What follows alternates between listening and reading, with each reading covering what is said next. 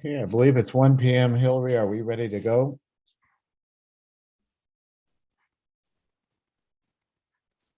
Yes, Chair and board members, we are ready to go. All right. Welcome, everyone, to the Tuesday, May 10th Board of Forestry virtual special meeting. For the record, I'm Jim Kelly, Chair of the State Board of Forestry. Today, we are live streaming this event on YouTube, and all participants are joining this meeting virtually. To ensure our viewers online can follow along with our proceedings, I'll go over some meeting housekeeping items. Everyone participating, please silence your cell phones and try to limit any background noises. Remember to mute yourself when you are not speaking and disable your video when not presenting or part of the discussion. For the record, we ask all board members, department staff, and invited guests to state their names for those listening online.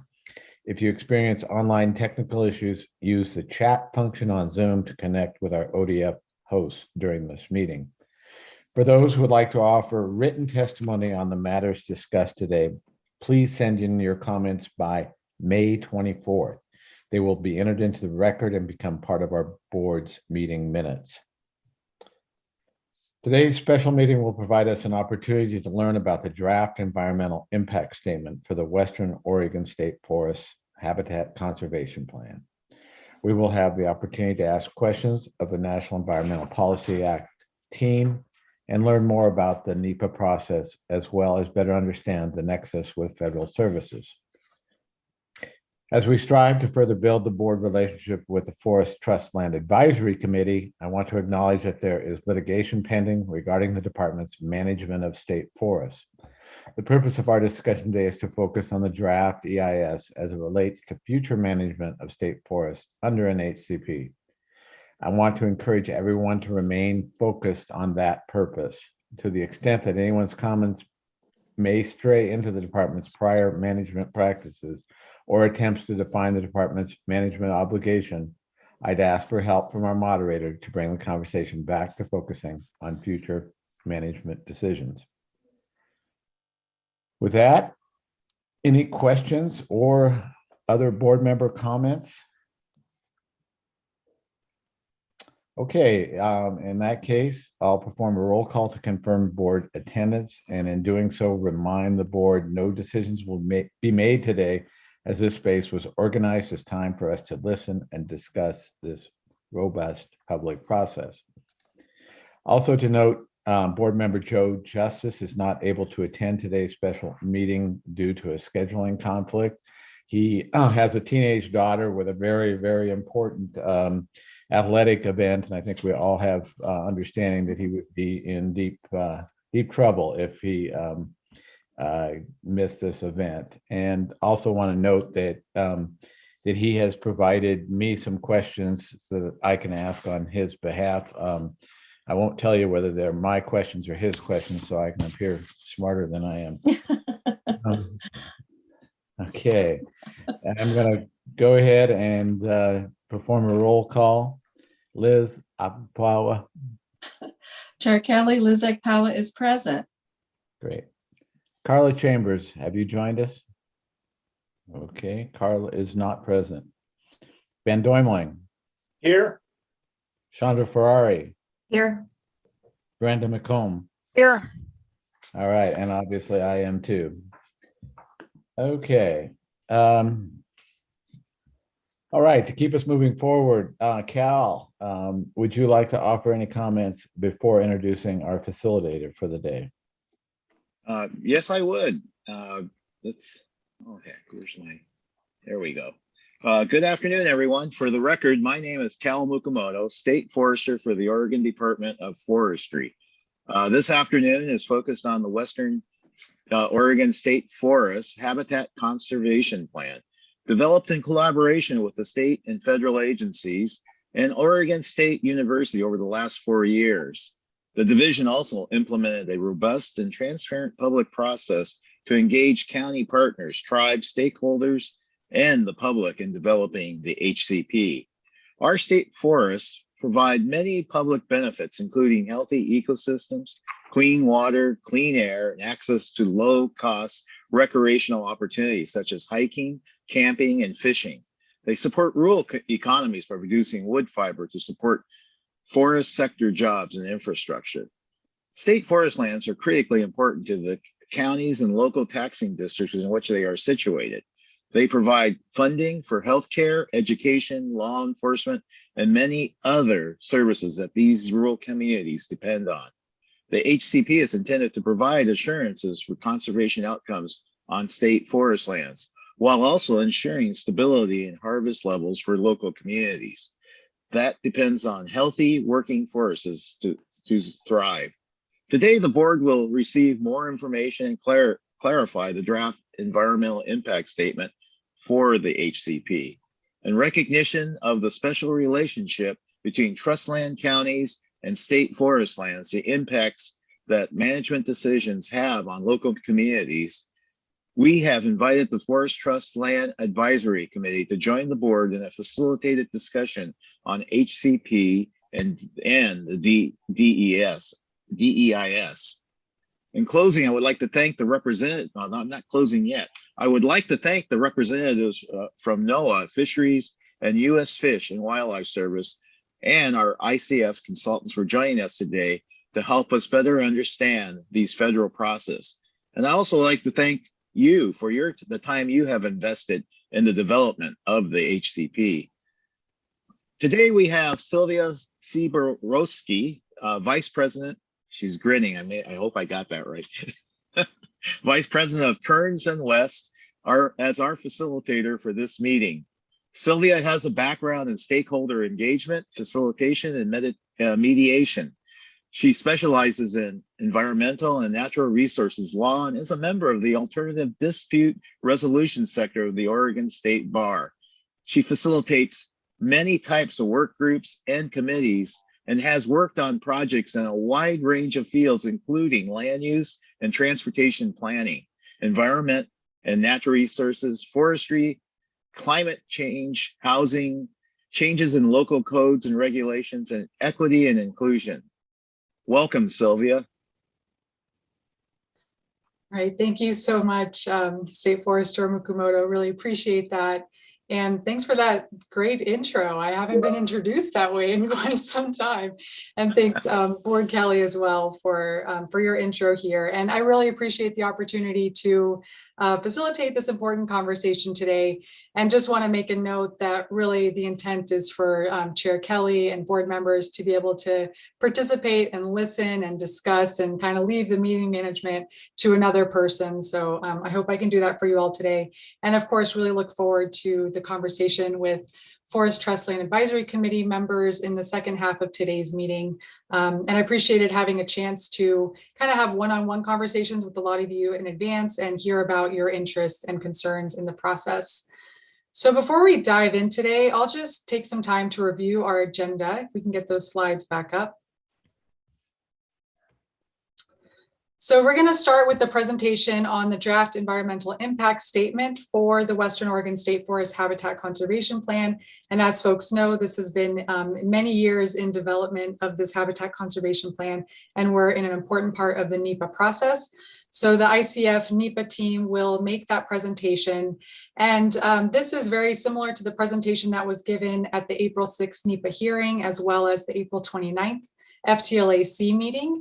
And those were great opportunities for folks to ask questions, and for the FTLAC in particular to ask questions of the NEPA team just a week or so ago.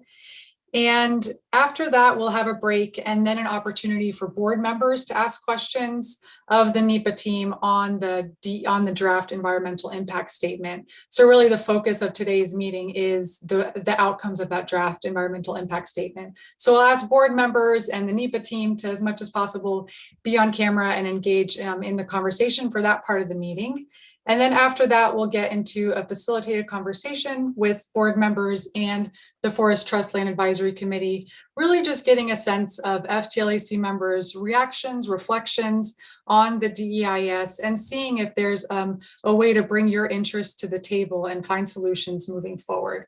So again, for that part of the conversation, we encourage FTLAC members to turn your videos on, but and be in listening mode for the previous part of the conversation.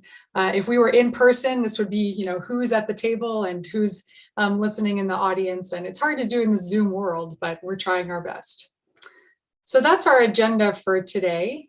And if we go to the next slide, Chair Kelly already went over some of this, but just a reminder, keep yourself on mute when not speaking. And when we get to the Q&A and discussion portions, just to keep things a little more organized, it's helpful if you use the raise your hand button to get in the queue to speak. And if you're new to the Zoom platform, if you kind of hover over your screen and see the reactions button at the bottom and click on that, there's a raise hand icon. If you're joined by phone only, you can just press *9 to get on the phone.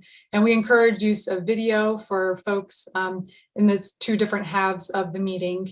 And of course, say your name before speaking for the public record, and feel free to use the chat for any troubleshooting issues. You can send a chat message to the host. So primarily Jason, Cox, and Hillary and Aaron Bothwell can help with any troubleshooting.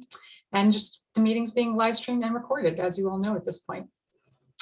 And on the next slide, just some discussion guidelines. So again, today's topic really is reflections on the draft environmental impact statement. So keeping comments and questions focused on that topic will really allow us to have a fruitful conversation.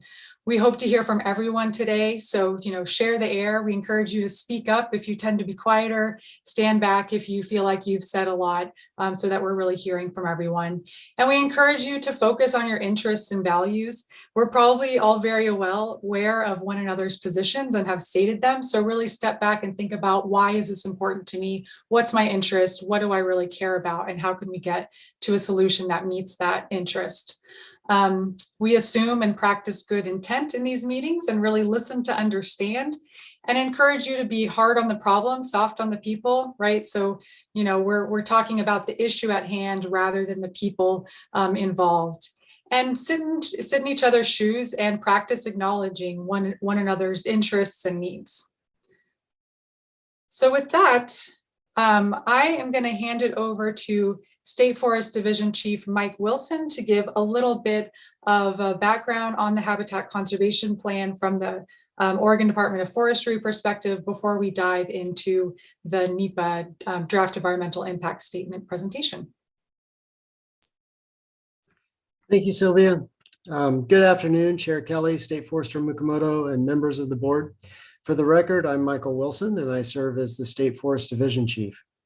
As Sylvia described, our focus today is the Draft Environmental Impact Statement for the Western Oregon State Forest HCP, developed by NOAA Fisheries in coordination with the U.S. Fish and Wildlife Service and the ICF NEPA team. Today, I will provide a brief background on the timeline and evolution of the HCP, and Deb Bartley with the ICF NEPA team will provide an overview of the draft EIS. Then we'll open the floor for questions.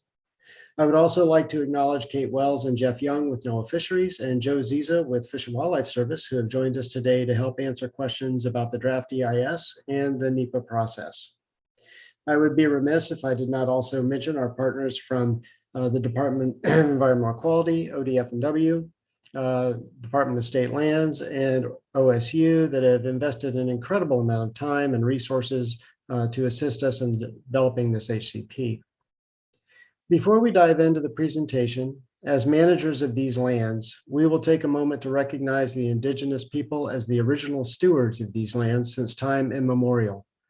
As we frame these management policies, we have been working to build and maintain relationships with the tribes to honor their ties with these lands. Our intent is to continue to invest in our relationships so that we can integrate tribal interests, past, present, and future, into how we manage and protect these forests. Next slide.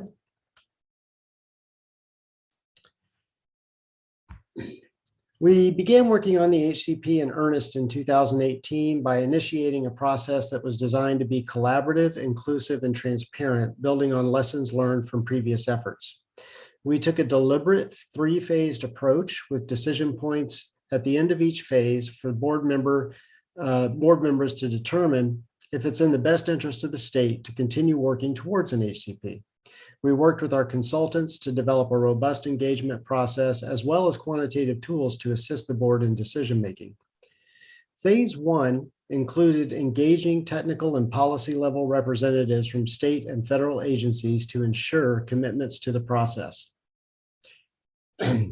Contracting, facilitation, and technical consultants to increase our technical capacity for developing the HCP, ensure productive and equitable discourse among agencies, and provide guidance in developing and implementing an inclusive and transparent public engagement process.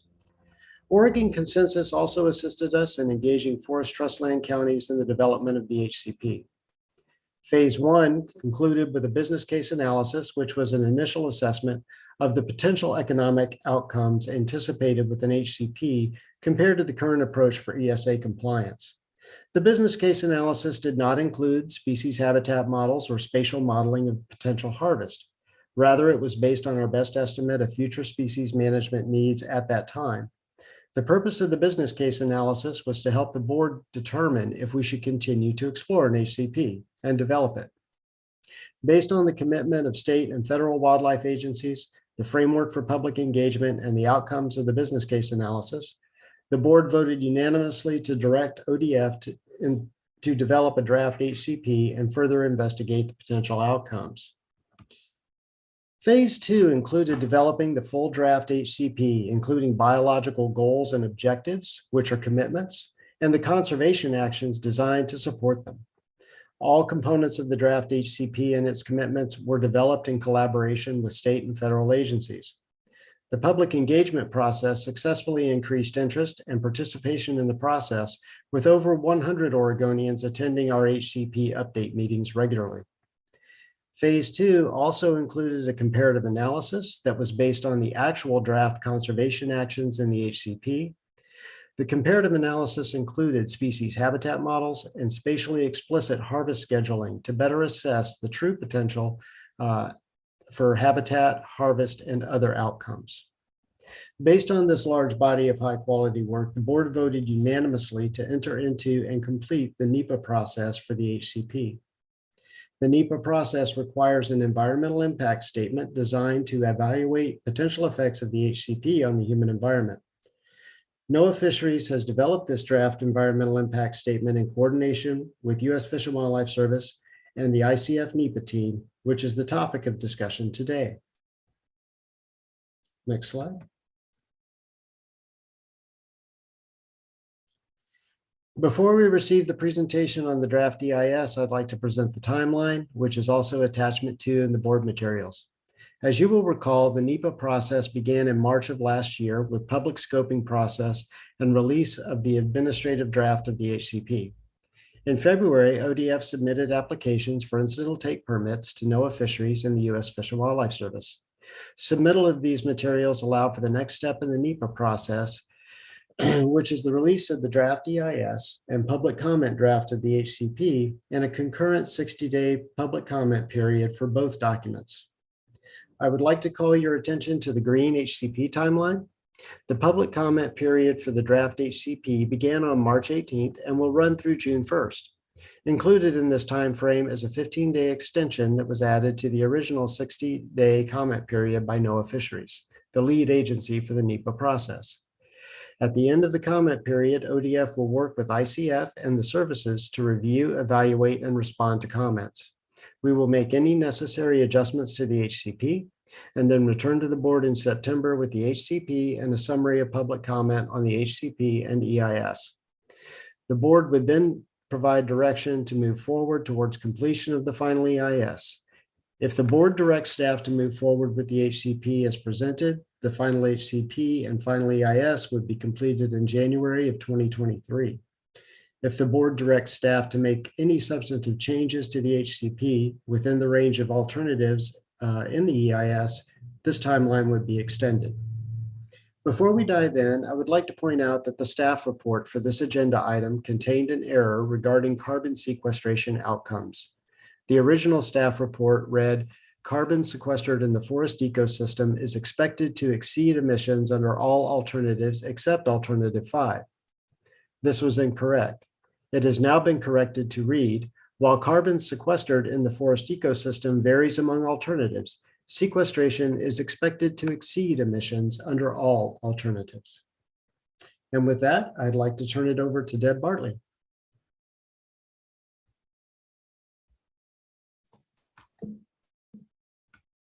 Thank you, Mike. Good afternoon, Chair Kelly, State Forester Mukomoto, and members of the board. I am Deb Bartley with ICF, and I am leading the ICF NEPA team in support of NOAA Fisheries for this EIS. So I'm going to walk through the elements of the draft EIS and document, or the process and document, including alternatives and analysis of effects on the environment, the natural environment. And Sarah Rich from Eco Northwest, who led the socioeconomics and environmental justice analyses, will be presenting on these. There is a lot of information in the EIS, so we've done our best here to distill what's presented to some of the key information and findings, and to point to where these are further explored in the document.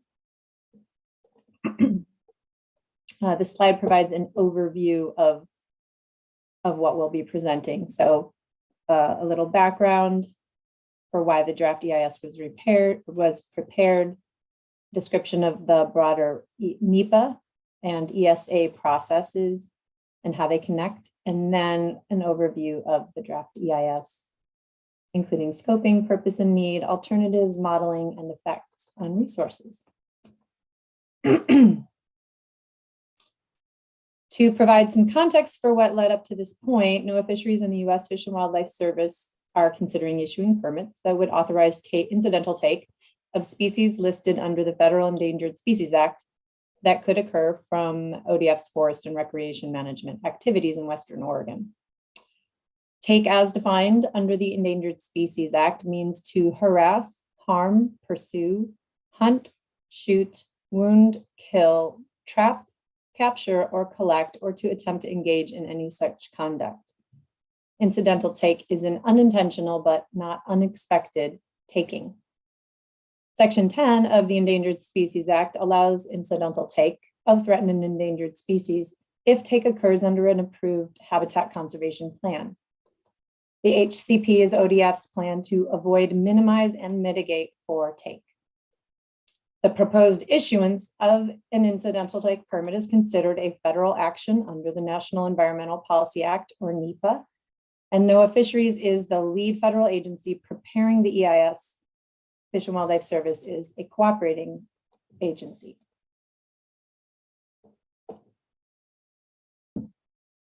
The services have roles under NEPA as well as ESA.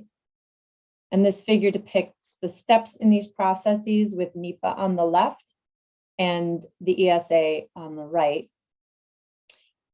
Under NEPA, as lead agency, NOAA Fisheries prepared the draft environmental impact statement.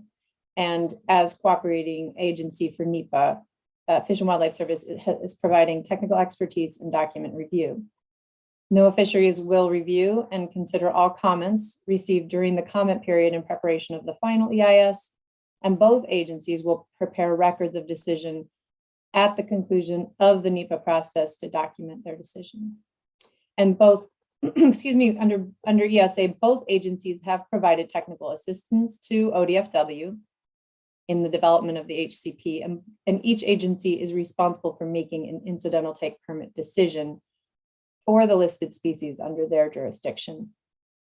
Each agency will also prepare Section 10 findings and a Section 7 biological opinion.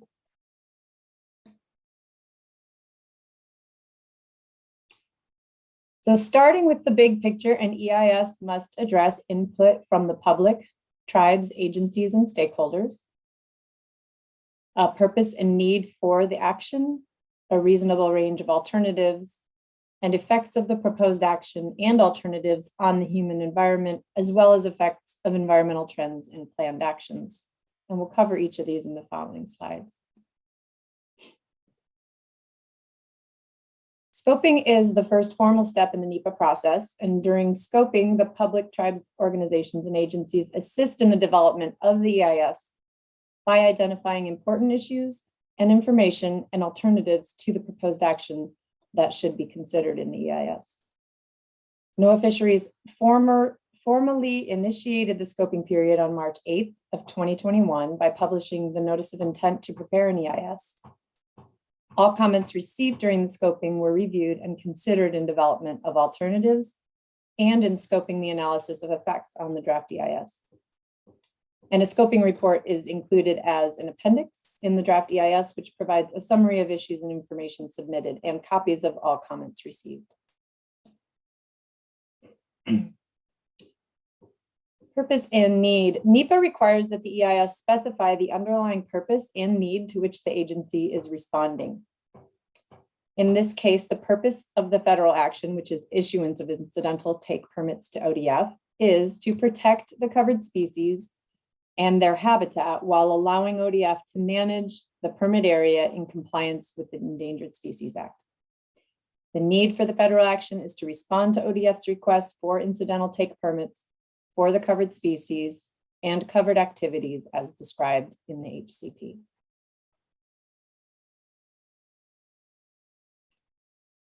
In addition to the proposed action, an EIS must consider a reasonable range of alternative courses of action that meet the purpose and need, are technically and economically feasible, and meet the goals of the applicant. NOAA Fisheries conducted a rigorous alternative screening process based on federal implementing regulations.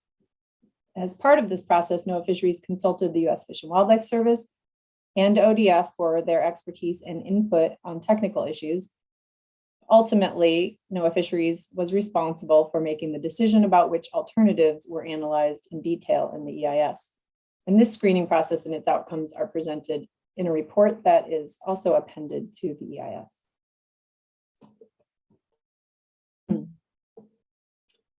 In addition to the proposed action, an EIS must consider a reasonable range of, oops, I'm reading the previous slide. So 17 potential alternatives were screened, including the alternatives that were suggested in scoping comments. In some cases where an alternative did not pass the screening, elements of that alternative were able to be incorporated into alternatives that were moved forward for detailed analysis. DEIS Chapter 2 provides a description of all alternatives considered and the rationale for alternatives dismissed from detailed analysis. Based on the screening, 3 alternatives, in addition to the proposed action and the no action alternative, were included for detailed study. And I'll describe each of the 5 alternatives in the next slides. Alternative 1 is the no action alternative. Under the no action alternative, the services would not issue incidental take permits to ODF for the proposed covered activities. And ODF would continue to implement these activities in the absence of an HCP and would continue to be subject to the Endangered Species Act.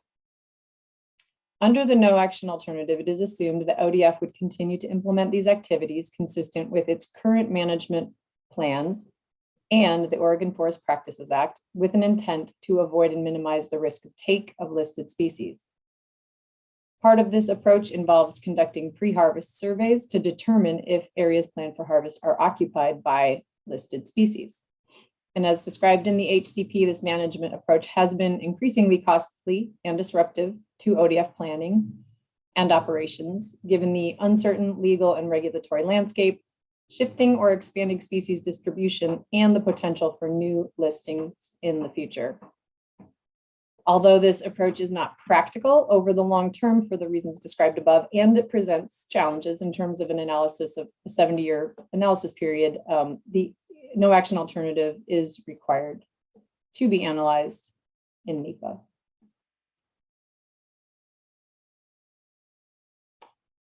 Alternative 2 is the proposed action. Under the proposed action, the services would issue permits authorizing incidental take of the covered species from the covered activities in the permit area for a 70-year permit term. The HCP includes 17 covered species, 10 fish species, 3 salamanders, 2 birds, and 2 mammals.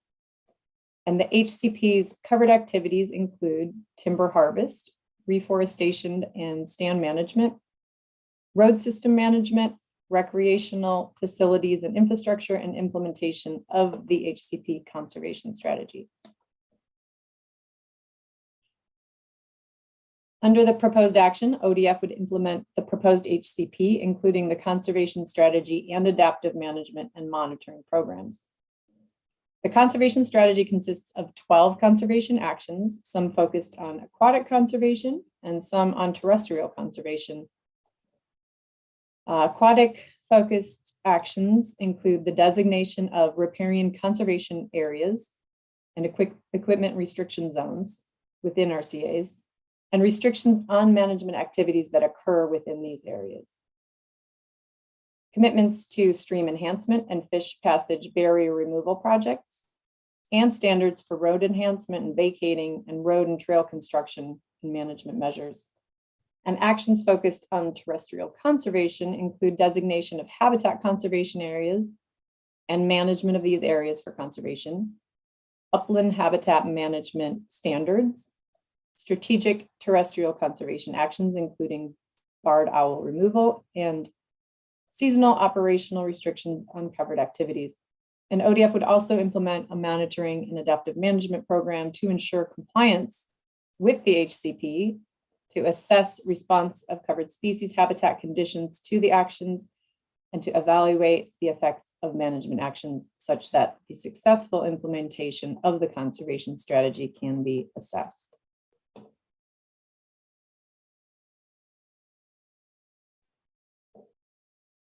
Under alternative 3, the HCP would include the same permit area, covered activities, and covered species, permit term, and monitoring and adaptive management program as the proposed action, but the conservation strategy would be modified to increase aquatic protections, RCA widths on small perennial non-fish bearing streams and seasonal non-fish bearing streams that have potential to deliver wood to fish bearing streams would be increased.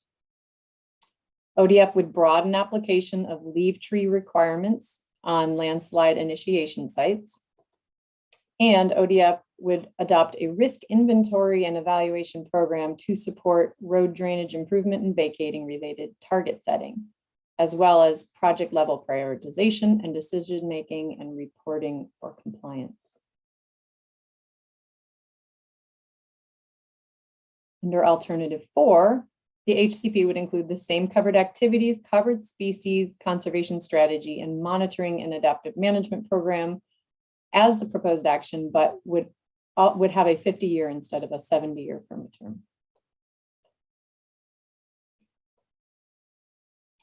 And under alternative 5, the HCP would include the same covered activities, covered species, permit term, and monitoring and adaptive management program as the proposed action, but would modify the conservation strategy to allow increased timber harvest volume by reducing the extent of the habitat conservation areas and increasing allowed harvest within those areas. The overall extent of HCAs would be reduced by approximately 15,500 acres compared to proposed action, and allowable harvest of Swiss needle cast stands would increase by 6,000 acres.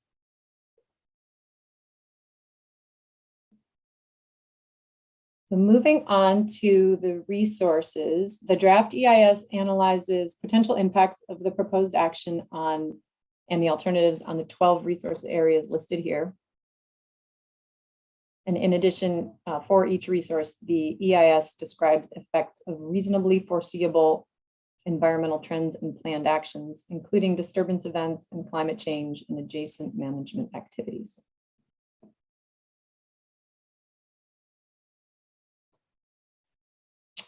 Moving on to effects, these next couple slides provide an overview because all alternatives include continuation of ODF's forest and recreation management activities. The types of effects on the human environment are the same under all of the alternatives. So hopefully this is a helpful overview before we move into comparing effects. The primary driver of effects is the harvest of forest stands, primarily through clear cutting. And clear cutting has a variety of effects on the natural environment, including removal, modification, and fragmentation of terrestrial species habitat, increased landslide potential through increased soil instability and compaction and increased runoff, and degradation of aquatic species habitat through a reduction in wood available for in-stream recruitment, reduced water quality through increased temperature and sedimentation, and changes in hydrology and channel condition. And harvest also reduces carbon storage potential. Reforestation activities offset some of these effects over time.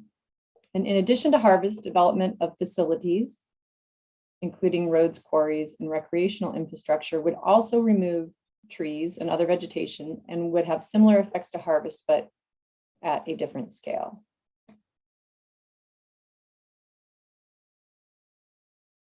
Harvest and facility construction, as well as facility use and maintenance, would also involve operation of vehicles and heavy machinery, which can disturb species and their habitat. And these activities would, along with controlled burns, also emit pollutants, including greenhouse gases.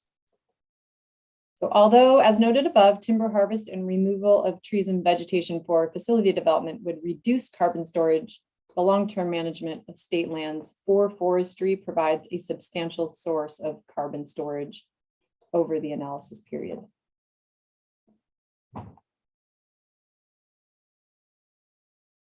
Although, as described on the previous slides, the types of effects are the same under all alternatives, differences in how these activities are implemented under the alternatives drive differences in these effects in terms of timing, location, magnitude, and duration. And constraints on harvest are a primary driver, and the EIS analysis used ODF's forest management model to understand these differences. And this slide summarizes some of the inputs, outputs, and uses of the forest model. Inputs included ODF stand level inventory, regulatory and operational constraints, management prescriptions, and financial considerations. And outputs include acreages and volumes of timber harvest, revenues and costs associated with timber harvest, forest stand attributes, including age and stand type, and distribution of these attributes across the modeled area, and carbon storage potential. The model outputs were used as inputs for the EIS analyses, including the following. Modeled harvest projections across the permit area were used to project new road construction and use, and forest stand attributes fed into the covered species habitat models, and timber harvest projections were used as inputs for the socioeconomic analysis. And a detailed description of the models presented in an appendix to the EIS. A few notes about the model results. First, the model results are not meant to be interpreted as harvest targets or to make precise predictions. Second, although the model does reflect past disturbance events and post-disturbance management through 2018, it does not reflect disturbance that has occurred since 2018 or future disturbance. And lastly, there are differences in the level of certainty of the no action model compared to the models for the proposed action and action alternatives, because the no action model is dependent in part on assumptions for locations of future species occupation in order to model take avoidance. And that species occupation is unknown, and the outputs have therefore less certainty than the models for the proposed action and action alternatives, since those are based on specific designated areas that would be protected and managed for species objectives over the duration of the permit term. So the no action model, like the no action alternative itself, has a lot more uncertainty than the proposed action and the alternatives with the HCP. To give you a general sense of the difference in modeling projections for the proposed action and no action and alternatives 3 and 5, this slide shows average annual harvest volume on the top there in million board feet and average annual clear cut harvest acreage. And just as a reminder, alt 3 is the increased aquatic conservation and alternative 5 is the increased harvest. And alternative 4 would have a shorter permit term, but was modeled the same through that 50-year permit term as the proposed action. Okay. In the following slides, we'll do a deeper dive into some of the impacts analyzed in the following resource areas. And we'll describe effects common to all alternatives and then compare effects under the proposed action and the no action alternative. And at the end, we'll circle back to look at key differences and effects under alternatives 3 through 5.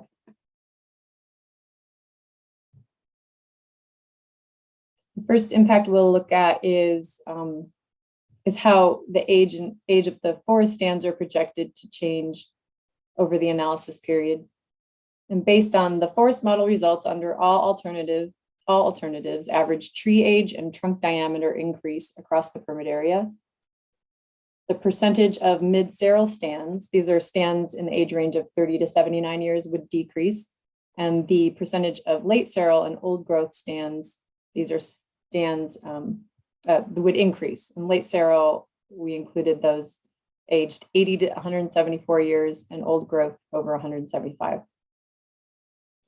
In comparing the proposed action and no action model projections, mid-seral stands would decrease less under the proposed action and late seral stands would increase less.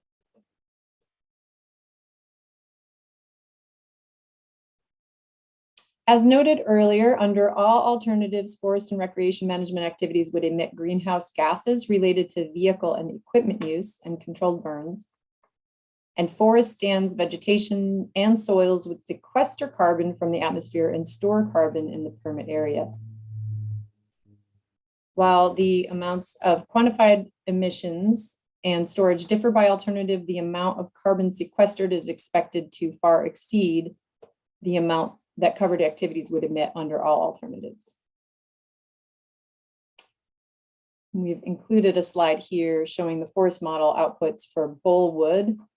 The forest model, these are our estimates of emissions or carbon sequestration. And I think we did a net here. So the forest model provided outputs for bullwood, which is main trunk volume. And that provides a means for comparing the relative change in carbon storage from harvest and reforestation across alternatives. And then based on this data, we estimated the change in sequestration at 4 years, 2023, so the start of the permit term, 2048, 2073, and 2093. In each year under all alternatives, estimated sequestration increases substantially.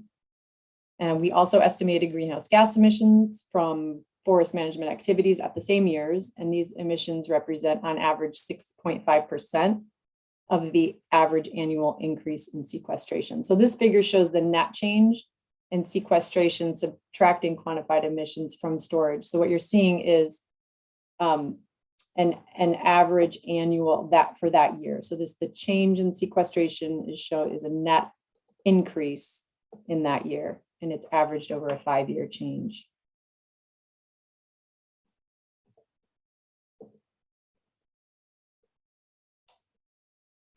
Moving on to covered salmonids, as stated earlier, timber harvest and development of roads and other facilities adversely affect aquatic species habitat through a reduction in wood available for in-stream recruitment, reduced water quality, and changes in hydrology and channel condition. Based on the forest management model, harvest and related activities are projected to be greater under the proposed action than the no action. Though, as explained earlier, the no action model has greater uncertainty. Though activities are projected to be greater under the proposed action would better minimize and mitigate effects of these activities through implementation of the conservation strategy. First, by establishing wider riparian conservation areas and wider equipment restriction zones and increasing restrictions on activities in these areas. The proposed action would increase large wood recruitment to streams, reduce stream sedimentation, decrease water temperature effects, and improve water quality and food for covered salmonids compared to the no action. 2, in addition to the commitment to a specific number of stream enhancement projects, both over the permit term and by decade, would increase certainty of long-lasting beneficial effects on habitat that would address limiting factors for salmon compared to the no action, which does not include this commitment. 3 additional commitments for removal of fish passage barriers and more stringent design criteria could improve access to habitat for covered salmon as compared to no action. And finally, committing to monitoring and documenting progress toward implementation of the aquatic conservation strategy and achieving the biological objectives for habitat are anticipated to benefit covered salmon compared to the no action, which does not have similar commitments. And moving on to covered terrestrial species, as stated earlier, the primary effect of forest and recreation management activities under all alternatives is habitat removal and modification. Under the no action, as described earlier, ODF would continue to conduct surveys in advance of harvest to determine if areas planned for harvest are occupied by listed species. If listed species are found during these surveys, ODF would not harvest within a specified distance of determined occupancy. If they are found during surveys, harvest would not occur. And this approach makes harvest planning less certain and results in harvest occurring in a patchwork across the lands that causes fragmentation of the species habitat over time.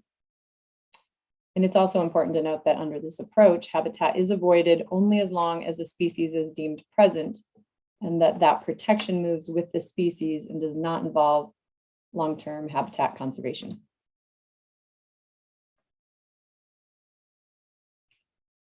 Under the proposed action, in contrast, take authorization would increase certainty for harvest planning with designated conservation areas and harvest focused outside of those areas. This certainty flows into the forest model projections, which show increased harvest compared to the no action, and into the related species habitat models, which show some types of covered terrestrial species habitat decreasing compared to the no action projections. However, the HCP would also increase certainty around species habitat conservation and habitat connectivity to sustain the species populations in the permit area in the following ways. First, by establishing large contiguous areas of suitable habitat for the duration of the permit term, and by managing those areas for species conservation. Also by committing to fund and implement strategic efforts to address limiting factors for these species, and by committing to monitor and document progress toward maintenance and enhancement of habitat over the permit term. And on the following slides, we'll look at the habitat model projections for the 4 species with habitat models: the Oregon slender salamander, northern spotted owl, marbled murrelet, and red tree bull. So this figure shows acres of modeled Oregon slender salamander habitat in the permit area under the no action alternative and the proposed action. The dotted lines represent the no action and the solid ones represent the proposed action. I hope you can see that okay. So the blue lines this total modeled habitat, which you can see decreases throughout the analysis period under the no action, while the proposed action decreases during the first 25 years and then increases by the end of the analysis period to an amount that's greater than the no action. And the orange lines are suitable habitat. Again, the dotted lines are no action. So suitable habitat is orange and it decreases under both alternatives, but more so under no action. And the green lines are highly suitable habitat, which would increase throughout the analysis period under both alternatives. The projected amount of habitat for the species under alternative 4 would be the same as proposed action during the first 50 years, and modeled projections for alternatives 3 and 5 would be within 0.5% of the proposed action. We didn't show them here because they're too small to show. And this figure shows acres of modeled northern spotted owl habitat in the permit area under the no action and proposed action. As on the last figure, its dotted lines are no action and solid are proposed. The green lines represent nesting and roosting habitat. And you can see modeling projects that the amount of nesting and roosting would increase over the analysis period for both alternatives, though increases would be less under the proposed action. And the orange line is foraging habitat, which is projected to decrease over the analysis period under both alternatives. And the gray lines are dispersal habitat. Under the proposed action, you're seeing a decrease through year 25, and then it remains stable through the remainder of the permit term. So you've got more dispersal habitat by the end of the analysis period and greater connectivity there than no action. And then the blue line is total habitat, which is decreases through year 50 and then increases in the last 20 years under both alternatives similarly.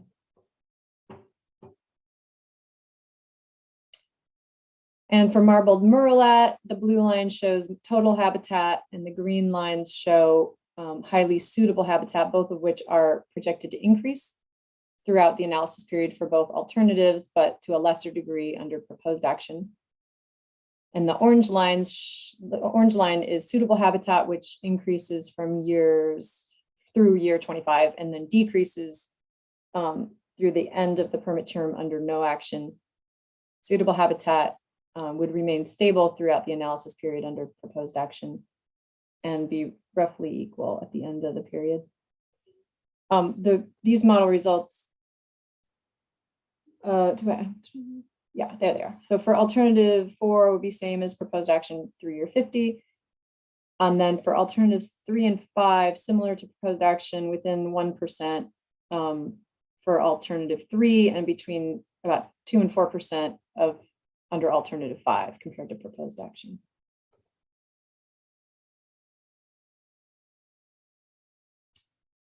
And finally, retrieval. The green lines are highly suitable habitat and the blue lines are total habitat. Highly suitable, they both are projected to increase throughout the analysis period, but less so under the proposed action. And orange is suitable habitat, which would remain generally stable, declining a little bit throughout the analysis period under both alternatives. And then similarly, alt 4 would be the same as proposed action through year 50. And for alts 3 and 5, actually for alternative 3 would be within 1.5% fewer acres and less than 4% fewer acres under alternative 5.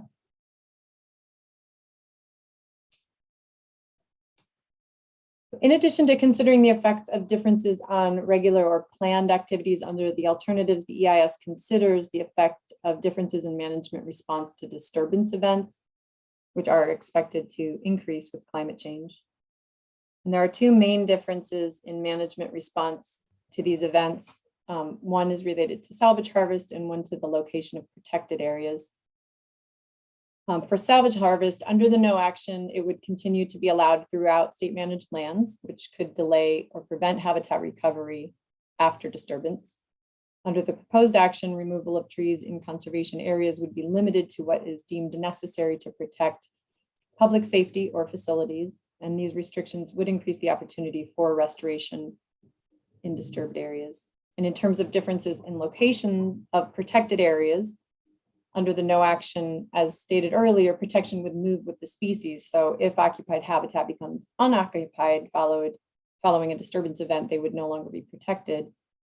And if formerly unoccupied areas become occupied, ODF would avoid activities in these areas. And in contrast, under the proposed action, areas of habitat protection and conservation would remain fixed over the permit term. So if disturbance events were to affect a large portion of the habitat conservation areas, this could be a disadvantage for the species. And I will now turn it over to Sarah Rich for the socioeconomics and environmental justice analysis review. Thanks, Deb. Okay. So the socioeconomic analysis assessed effects both quantitatively and qualitatively. Changes in timber harvest volumes were estimated using the forest model, and ODF's log flow data informed the harvest volume to mills. These modeled changes in harvest levels produced changes in employment, income, and government revenue. Direct employment and income were modeled for Western Oregon region over the entire permit term using IMPLAN. Secondary economic effects were modeled for Western Oregon for the first decade of the permit term using IMPLAN. A spatial analysis of modeled harvest allows us to quantitatively estimate revenues to counties and taxing districts across the permit area over time. We use key informant interviews with county officials and private timber companies to validate the model assumptions. And then qualitative methods were used to assess changes in non-timber special forest products and other ecosystem services. So under all alternatives, timber harvest would continue to support local jobs and labor income throughout the analysis period. The sale of standing timber would continue to generate government revenue for state agencies, county governments, and taxing districts. The permit area would continue to provide a variety of ecosystem services, including special forest products and fish and wildlife that support fishing and hunting. It would also create value through carbon sequestration and would continue to provide habitat for threatened and endangered species and support cultural values.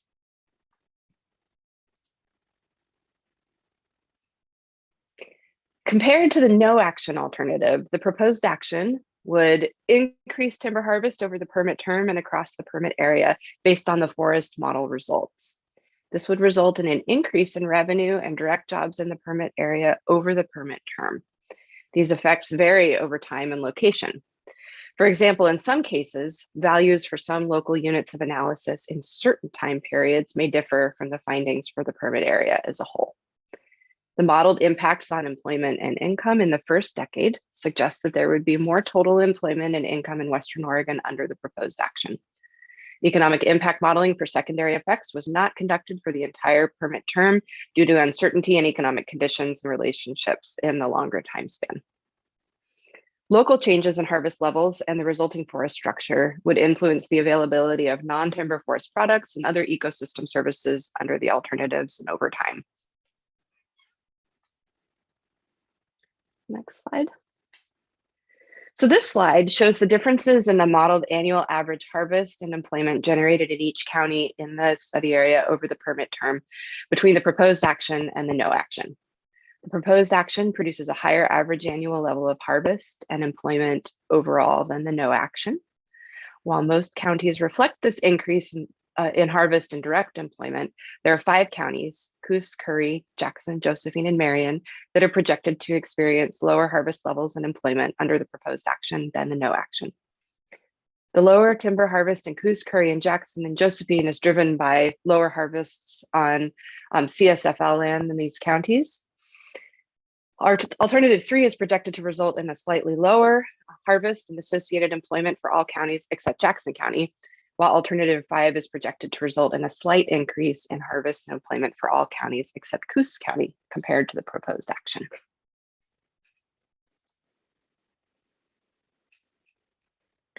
This slide shows a quantitative comparison of the modeled annual average jobs and labor income generated across the permit area in the first decade of analysis.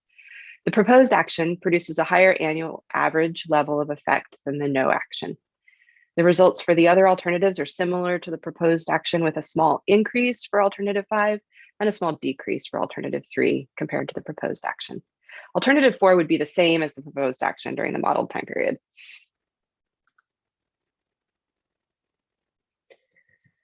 So most of the revenue generated from the sale of standing timber on BOFL is distributed to counties where the timber harvest would occur. This map shows the percentage change in revenue distributed to the counties over the permit term under the proposed action relative to the no action. The overall modeled increase in timber harvest across Western Oregon is reflected in higher revenues for all counties except Marion County under the proposed action. Curry, Yamhill, and Jackson counties don't have Board of Forestry lands and thus are missing from this map.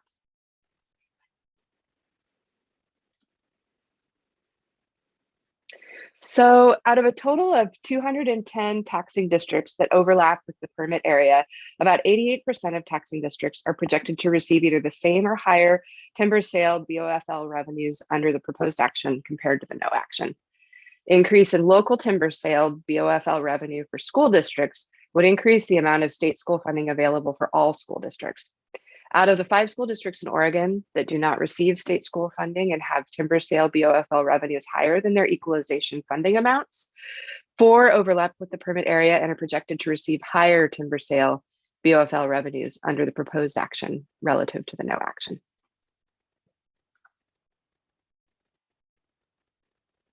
So out of the 210 taxing districts that overlap with the permit area, 26 are projected to experience lower timber sale BOFL revenues, out of which 19 taxing districts would experience a decrease of over 10% under the proposed action compared to the no action. And they're shown on this slide. Of these 19 districts, 9 districts are in Marion County, which would experience lower timber sale BOFL revenues overall. These districts include a mix of school districts, rural fire protection districts, and other districts like Marion County Library and Soil and Water Conservation District. The 7 school districts that are projected to experience greater than 10% declines in timber sale BOFL revenues under the proposed action would receive an increase in state school support to match their equalization formula amount, such that the total state and local revenue received by districts would be the same between the proposed action and the no action. This information is a preview of the quantitative results that are available in the EIS, which provides results for direct employment, income, and government revenue for all alternatives at different timescales and for different geographies, ranging from the counties to affected taxing districts. So there's a lot more to dig into in the EIS and the technical appendices itself. There is a detailed technical appendix that presents the methodology and assumptions used in the economic models. So now we're going to shift gears into the environmental justice analysis. The environmental justice analysis looks at disproportionate effects on low-income minority and tribal communities in Western Oregon. Across all alternatives, harvest-related employment, income, and government revenue would continue to benefit people in these communities. Sustained levels of ecosystem services would support subsistence and cultural value, which these populations often rely on disproportionately. So comparing the proposed action to the no action alternative, where reductions in harvest-related government revenue occur in certain time periods and locations, as you saw in the previous slides, there is overlap with some low-income and minority communities. These reductions, where and when they occur, may adversely affect these communities disproportionately. As changes in forest structure over time and location shift the supply of ecosystem services that support subsistence and cultural importance, it could increase travel costs or lower the value of these resources for some tribes and environmental justice communities. Next, I'll pass it back to Deb, who will present some of the key differences and effects under alternatives 3, 4, and 5. Thanks, Sarah.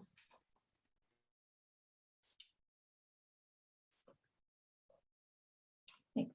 So far we focused on effects common to all alternatives in comparison between the proposed action and no action. So I just wanted to loop back on some of the key differences in effects of the action alternatives compared to the proposed action. Under alternative 3, most of the impacts would be similar to the proposed action.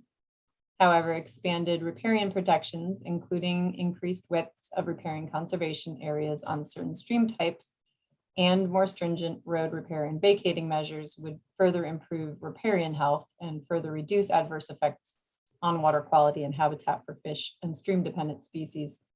And the more stringent road vacating goals could reduce public access for recreation and other uses. And under alternative 4, effects would be the same as the proposed action during the first 50 years of the analysis period, with quantitative analysis results showing this time step, this interval of 50 years. And under alternative 5, impacts would be similar to the proposed action, but increased timber harvest would increase the potential for adverse effects on water resources and habitat for fish and stream dependent species. It would decrease modeled habitat for covered terrestrial species, as we briefly went over earlier, but it's within 5% for all species. And it would further increase timber revenue and related economic effects. And that completes our presentation on the draft EIS. Before we finish, I wanted to recap a few next steps. The public review and comment period runs through June 1st. And NOAA Fisheries will review and consider all comments received on the draft EIS and HCP in preparation of the final EIS, which is anticipated to be released in early 2023. And NOAA Fisheries and Fish and Wildlife Service will each issue a record of decision no sooner than 30 days after publication of the final EIS. And with that, I thank you for your time and look forward to your questions. Great.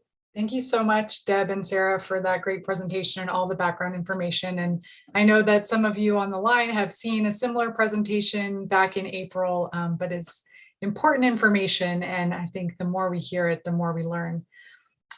So we are scheduled to take a quick break. So I think maybe we can do that before we return. And when we come back, we'll have a Q&A session with Board of Forestry members to just ask questions of the NEPA team and the federal services that we can introduce when we get back as well.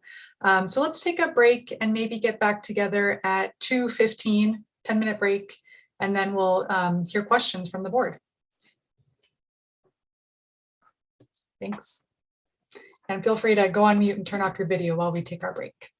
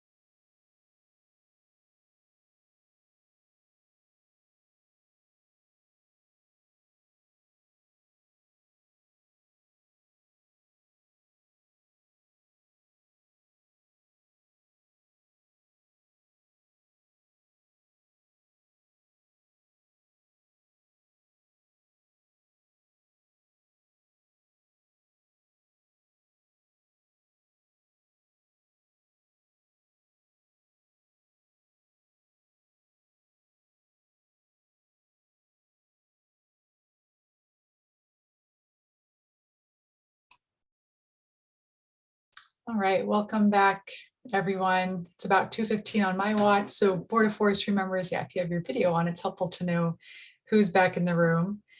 So we'll get into our Q&A with the board in just a second, provide the Board of Forestry an opportunity to ask questions of the NEPA team. So Deb and Sarah will be here to answer questions. And we also have folks from the Federal Services on the line. So if you from the Federal Services want to turn your video on too, that would be helpful if you have come back from the break. So we have Kate Wells and Jeff Young, who are both here with NOAA Fisheries. And we also have Joe Zissa, who's here with the U.S. Fish and Wildlife Service. So they're able to answer questions from a Federal Services perspective if they come up. So appreciate you all taking the time to be here today. So yeah, with that, let's get into the board conversation. And again, we're just looking for questions from the board. So FTLAC commissioners, feel free to stay off video and be in listening mode for this portion of the conversation. And we'll get to the FTLAC conversation at about 3:25-ish. So if board members have questions, feel free to raise your hand with the reactions button. It just makes it easier to manage the conversation, or if you can't find it, just speak up. But hand button is kind of in reactions, and then you click the raise hand button there. We'll just open it up.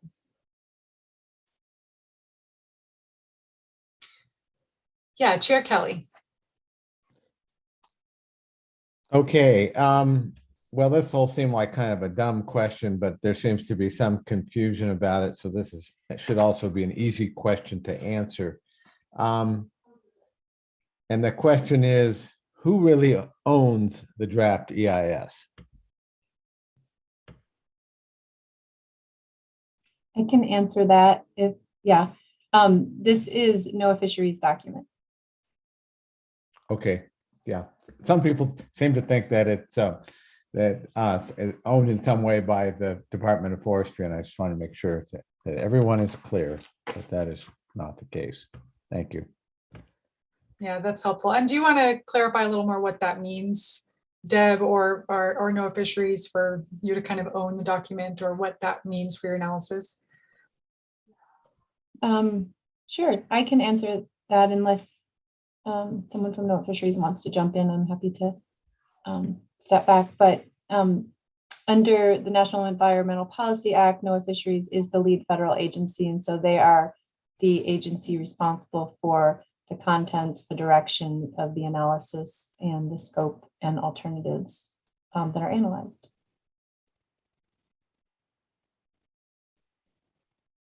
Thank you. All right, and see a hand up from board member Brenda McComb.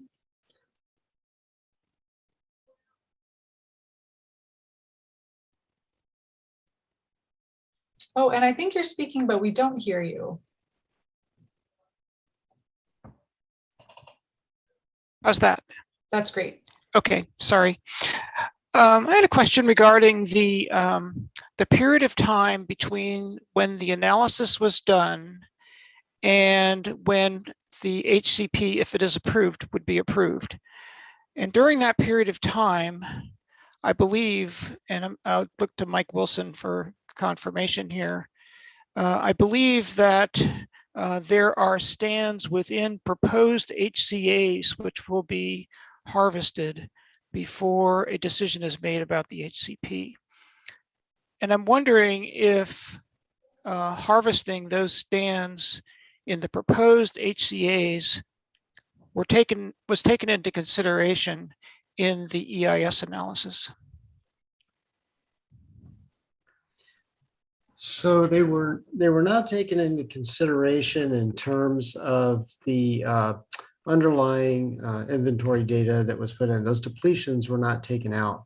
However, we have looked at that since to affirm that even with those depletions, once the HCAs are actually enacted under the HCP, that we would still be able to meet the habitat objectives, the biological goals and objectives for those terrestrial species.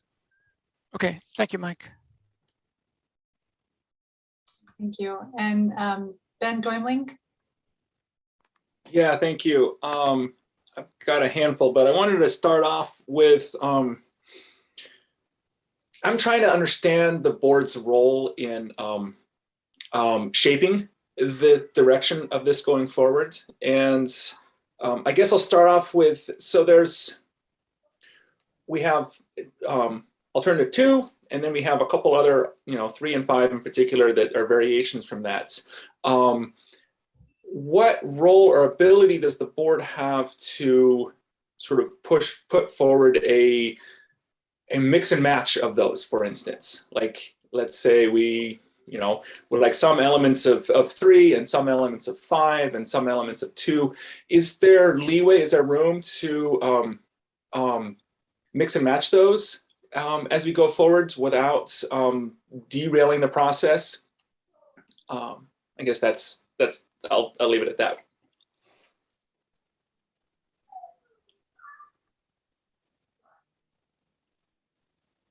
Hi, I can take a stab at answering that.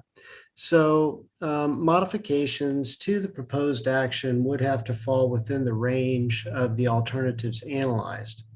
So those are pretty much absolute sideboards, if you will. The degree to which there is change, and it's not a matter of, I think it's worth expressing again, I think we've talked about it a little bit before, but just so everybody listening understands, it's not about choosing an alternative other than the proposed action. There is, within the realm of possibility, the board could direct ODF staff to make adjustments to the proposed action within those sideboards, and that would be us making adjustments as the applicant. Any adjustments that we would do in that regard would go through the scoping team process that we've used all the way along in developing this. So in conjunction with the federal services and our state partner agencies. And I guess overall, the scope of those changes or the scale of those changes, the real watch out there is the timeline considerations with the NEPA process.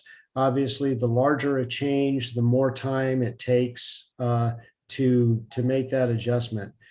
Smaller scale, more prescriptive, prescriptive in that sense, but smaller scale changes are probably more within the realm of something that can be done. But everything that's done then has to be analyzed as part of the final EIS. So there's a matter of getting a final HCP to the contractor and NOAA Fisheries so that they can do that final EIS work, and then also having the scale of any changes be appropriate to being within the alternatives as well. And NOAA has a particular timeline, NOAA Fisheries has a particular timeline under which they need to complete the EIS as well. So I believe we have until March of next year to do that under their regs. But I'll let please, anybody from the services correct me where I was wrong there.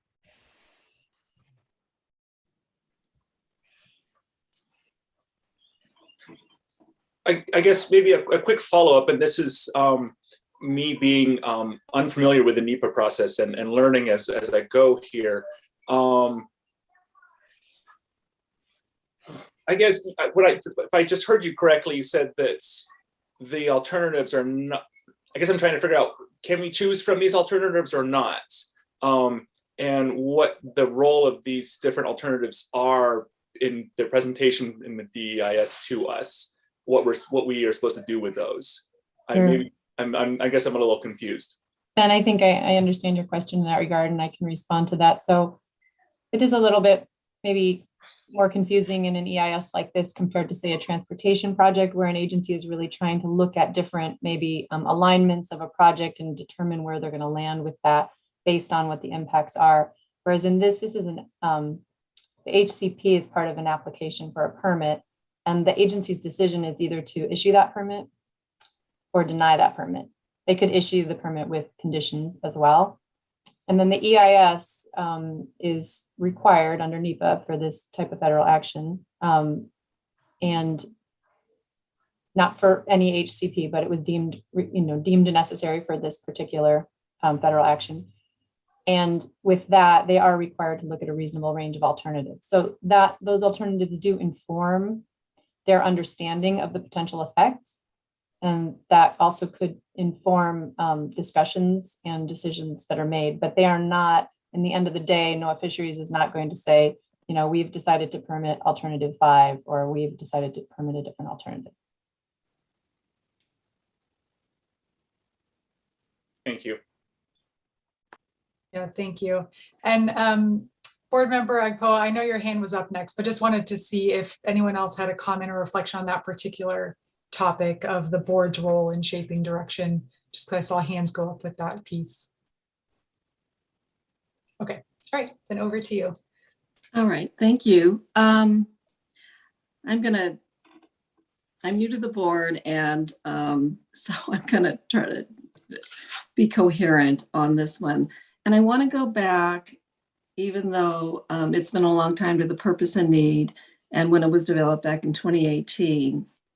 And because the purpose and need is going to framed your range of alternatives for NOAA.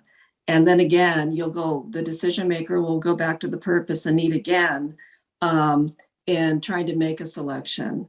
Always kind of, because the purpose and need does, have a primary role.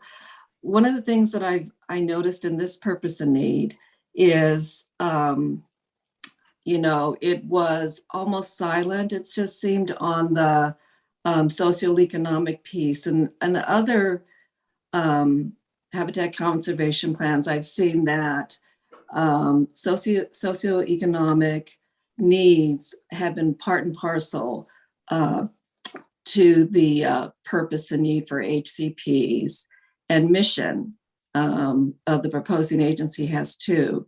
So that was way back, that's 2018. But going forward, and I know we can't change that, but going forward, does the decision maker, does NOAA feel that the purpose and need is wide enough to absorb the range of alternatives going forward?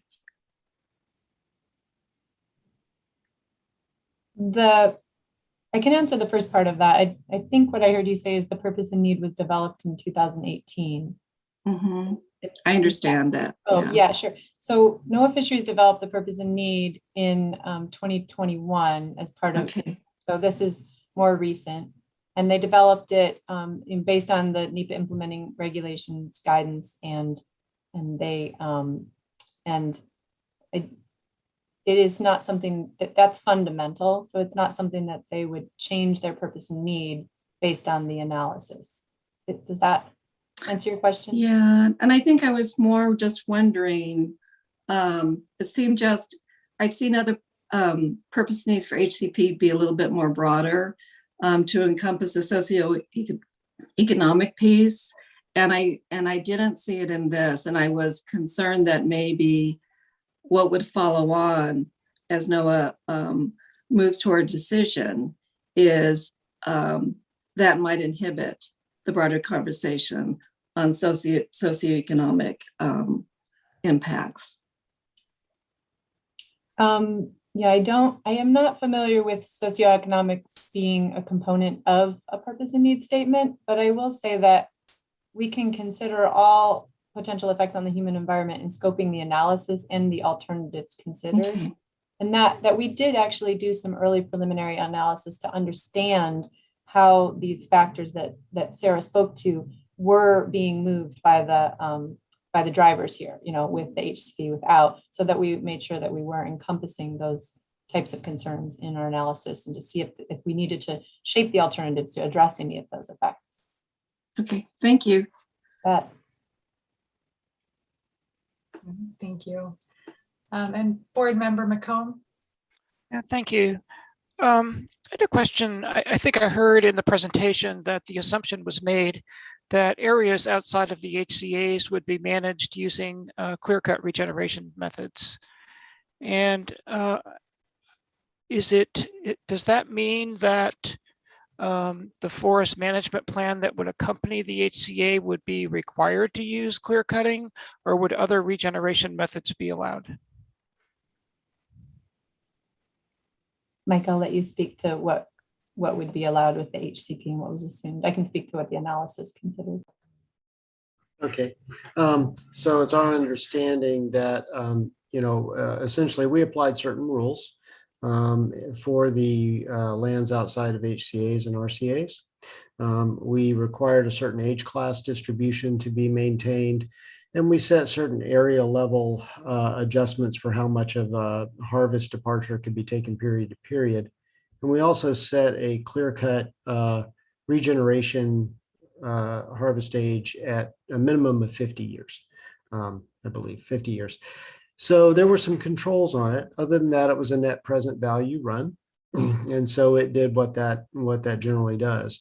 That being said, that was just our way of, without knowing what the forest management plan would entail for those areas, something like what we might do. And also to ensure that we maintain a dispersal habitat requirement under the HCP, which is not a heavy lift. As for the analysis, I'll let Deb speak to that.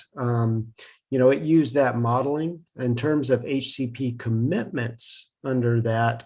There is no specific commitment outside of green trees, snags, downed wood, those sort of retention standards outside of HCAs and RCAs. Other than that, the HCP doesn't really speak to exactly what we have to do on those in that area. Thank you, Mike. If I could just follow up with a point of clarification. So since the forest management plan has not been agreed upon yet, if the forest management plan were to take more of an ecological forestry direction with greater retention and multiple tree species planted and more dead wood, those sorts of things, would that not have an effect on the projected impacts on other aspects of the environment as well as the socioeconomics? I would certainly think it would, yes. So the EIS really is based upon this clear-cut regeneration method approach with the retention of certain structures at a minimum level. Correct. Okay, thank you. Thank you. Any other thoughts on that? I didn't know if Deb had something else to add or others had something else to add to that. I think Brenda, it sounds like your question was answered. Was there anything else related to the EIS analysis in there? Not specifically, Deb, other than to understand that what happens in the areas outside the HCAs in the future would have a resulting impact on the analyses that you conducted. Is that correct? Can you say that again? Sure. In the areas outside of the HCAs and riparian management areas, the management activities that are conducted, if they depart from clear cut with green tree retention, there would be impacts on the results from your analyses, correct? Yeah, I mean, I guess that to the extent that, yes, the EIS analysis, like Mike said, used the forest modeling. And so the underlying assumptions of what happens, what the model does outside of those areas or within any drove, the numbers and the habitat levels. So, yeah.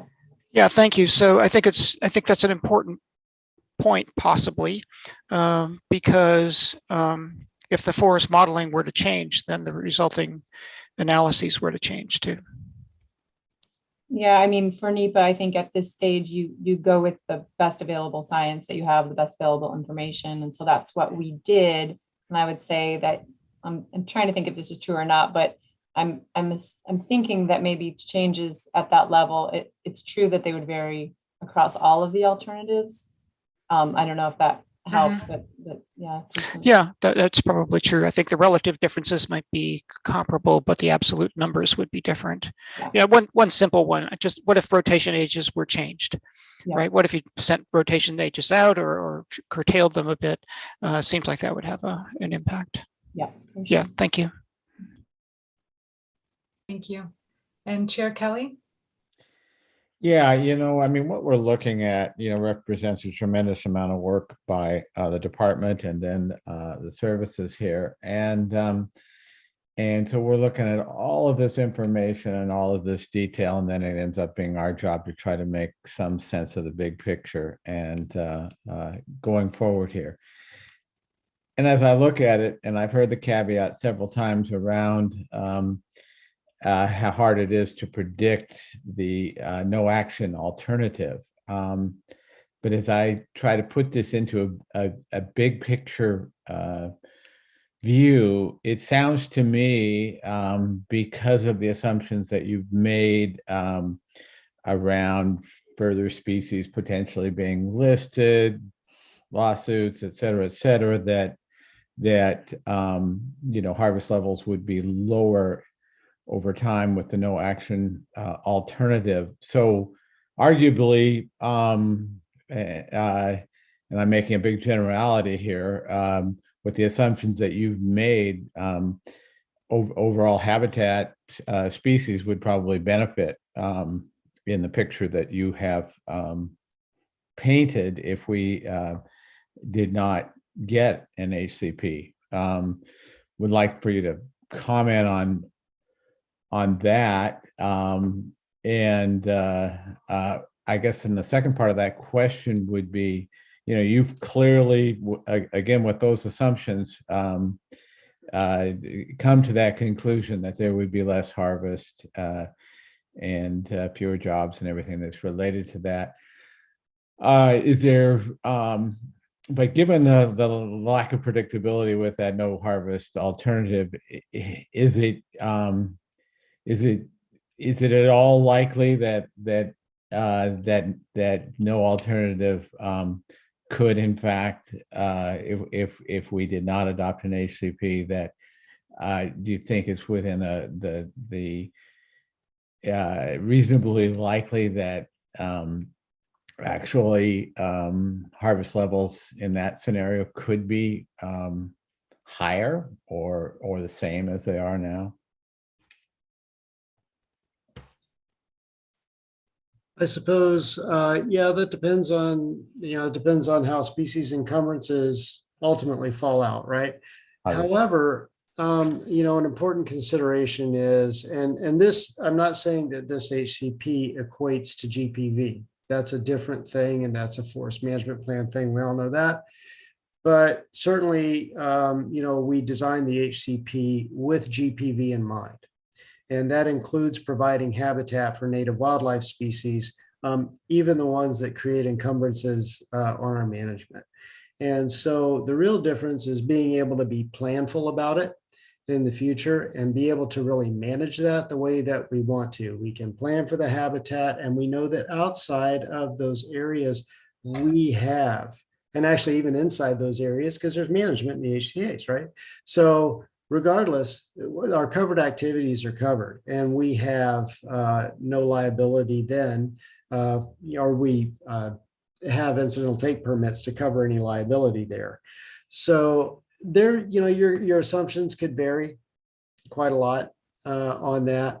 But, I see certain things and certain risk factors. I don't think necessarily that the current trajectory for species is necessarily the future trajectory for species, especially with certain, barred owl management, for instance, is becoming a very large scale strategy. There is a barred owl management strategy working group. We're on that group. I think if it's not out already, there's an EIS associated with that work for implementation as an actual management tool. So we could be putting ourselves into a position where we're participating in barred owl control efforts without an HCP, and that sort of thing. Aside from that, I would also just say, without the planful piece of it, we end up chasing sites around the landscape, and it just leads to not being able to plan for things like fragmentation. We're still spending all our money on compliance surveys as opposed to more valuable monitoring and adaptive management work and so forth. So So, Anyway. Mike, I mean, I certainly understand the planful piece, and I'm not arguing for the no alternative. I guess what has always been surprising to me is that it's felt, and I'm later in our meeting today, we can get a comment from people from the counties and industry. But what we've seemed to have heard over and over was that the assumption of being a very different assumption that we would be harvesting a lot more without an HCP than with one. So I that never made sense to me because I mean, we were dealing with the Coho lawsuit. We've obviously have a lot of pressures on us. So I obviously none of us know exactly what's going to go on, but I'm not terribly surprised to see what the agencies have ended up with, unlike others, I guess. Anyhow, thanks. Yeah, thank you. And are any board member hands up for this particular topic here that Chair Kelly brought up? Okay, both of you. So let's go to board member Agpoa and then Dormling. Hi, it is a sort of a follow on to what Chair Kelly has said, but it's more from a procedural NEPA piece of it. So when I have typically looked at no action, it's the current condition. And so when I think I heard that we are in this no action, including some decisions on the horizon, that feels to me a little bit like no action plus. And so just thinking about that, and I'm just wondering, that's already been analyzed. We have the no action analyzed. How difficult would it be, given a lot of the concern that we've heard on what the no action is displaying and how it seems to have a wider gap between that and the other alternatives?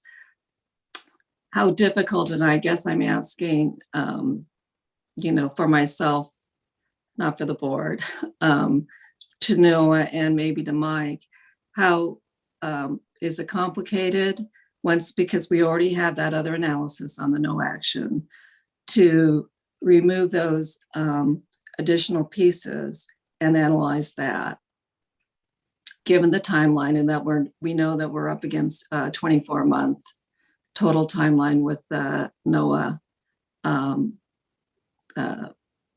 timelines on a NEPA document. I can respond to the no action, the nature of the no action. In a situation like this where there's ongoing management and we are looking at a decades-long analysis period, we need to make assumptions about how that would be carried out, the no action operations. And given that the agency already has a current management plan, that is typical of the assumption that's made for a no action alternative, is to assume ongoing management under current operating conditions, or current management practices.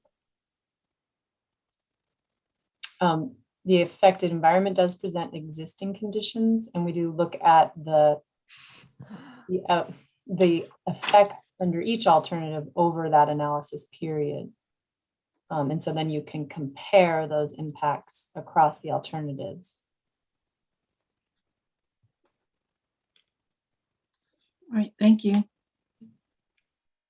And any other thoughts on that question? Okay, and member Doimling? Yeah, thank you. Just one sort of quick follow on to this, because the no action alternative is sort of the yardstick by which everything else is measured. And it is so, there's a lot of assumptions being made, and I understand that, and I get how we've gotten there. I'm wondering if you could speak a little bit to sort of, when you came up with those assumptions and made that worked on that alternative, are we taking the best case, the worst case scenario, somewhere in the middle? Can you talk a little bit about your decision making in choosing a particular track given a wide range of potential scenarios, and just sort of maybe help me sort of understand how you arrived at that particular track? Sure. And what we did was we did some modeling first to ascertain how much habitat might grow under our current management, and then use that as a guide to how much potential encumbrance we might have. And I can't remember the exact thresholds that we used for the habitat, but the important thing, we didn't go to the bare bones of anything that might be habitat possibly would become occupied. We did choose a threshold at which it was reasonable to assume that it was fairly good, suitable habitat for it to become occupied. Does that necessarily make it the right assumption?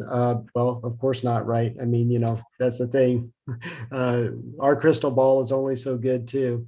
And so, that could always be debated, but we definitely didn't scrape the bottom of the barrel.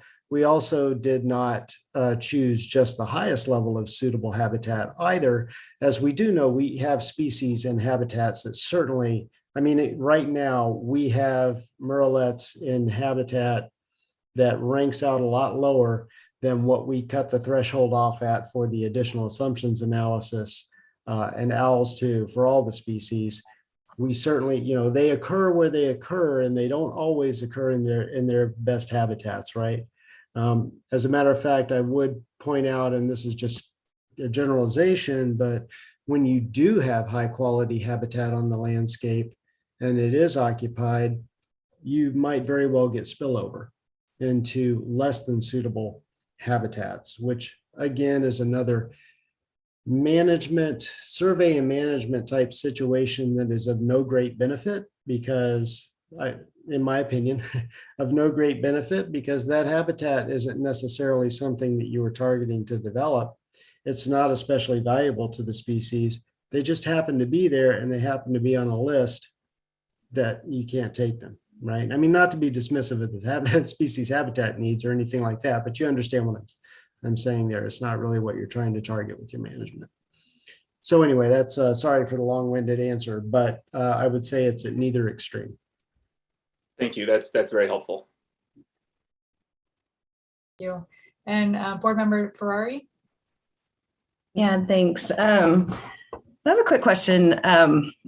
In the document, I guess what was really striking to me was in the reasonable foreseeable action section, right? It's talking about disturbance, and it's saying at least 35% of this habitat is probably going to be impacted by fire, and given climate change, probably more. And so you have a significant amount of the habitat that we're identifying that's going to be impacted by a catastrophic event, likely. And so I'm just wondering how that assumption or plays into our analysis in terms of the assurance levels we're associating with hitting species metrics. And I guess that would be also for harvest metrics as well. That's my first question.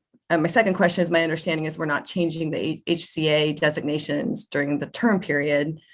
And so are there other actions that are identified where if you're having significant degradation of species habitat in that time frame, that we feel like we have the tools available to accelerate the benefit to them by our management actions or some other way?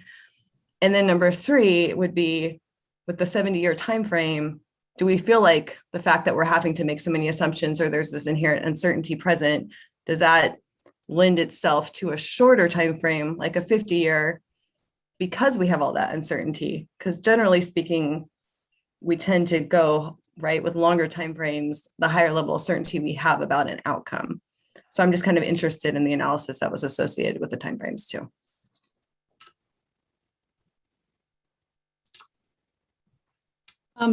Mike, I feel like the first two parts of that question are really for you to respond to, your assurances and how that, and I hate to ask you to do it, to reframe Board Member Ferrari, but if you could frame those up again as 1, 2, 3, that would be really helpful. Yes. Was that, I'm sorry, did you ask me to reframe them again? Yes, please. Okay, so I'm sorry. Yeah. 1 through 3. Yeah, so the first one was about the reasonably foreseeable actions, and in particular, the catastrophic events, and how that was incorporated into our findings, right, around the fact that we were going to hit these species targets, our assumptions that we'll hit these species targets over time. So that's question number one, is how that fact or assumption factored into our species metrics and our ability to meet them. The second question was related to, I think it's more our adaptive management and the fact that we're not changing our HCAs regardless of really what happens, right, with catastrophic events. So what's in our toolbox to increase the odds of meeting our metrics if we do encounter big disturbances in our HCA in the time frame? And then the third was the permit term and the factors that went into the coming up with the 70, and whether or not more uncertainty would suggest that we should have a shorter time frame. And Mike, I feel like all of these are good HCP questions. I'm happy to Sure. follow up within EIS, but I think that the important answers are in the assurances and in the permit term question. Sure. Yeah, and Deb can tag on with any analysis pieces that I miss here that might have been, in the draft EIS. So we did build, the HCAs are larger than the biological goals and objectives habitat amounts.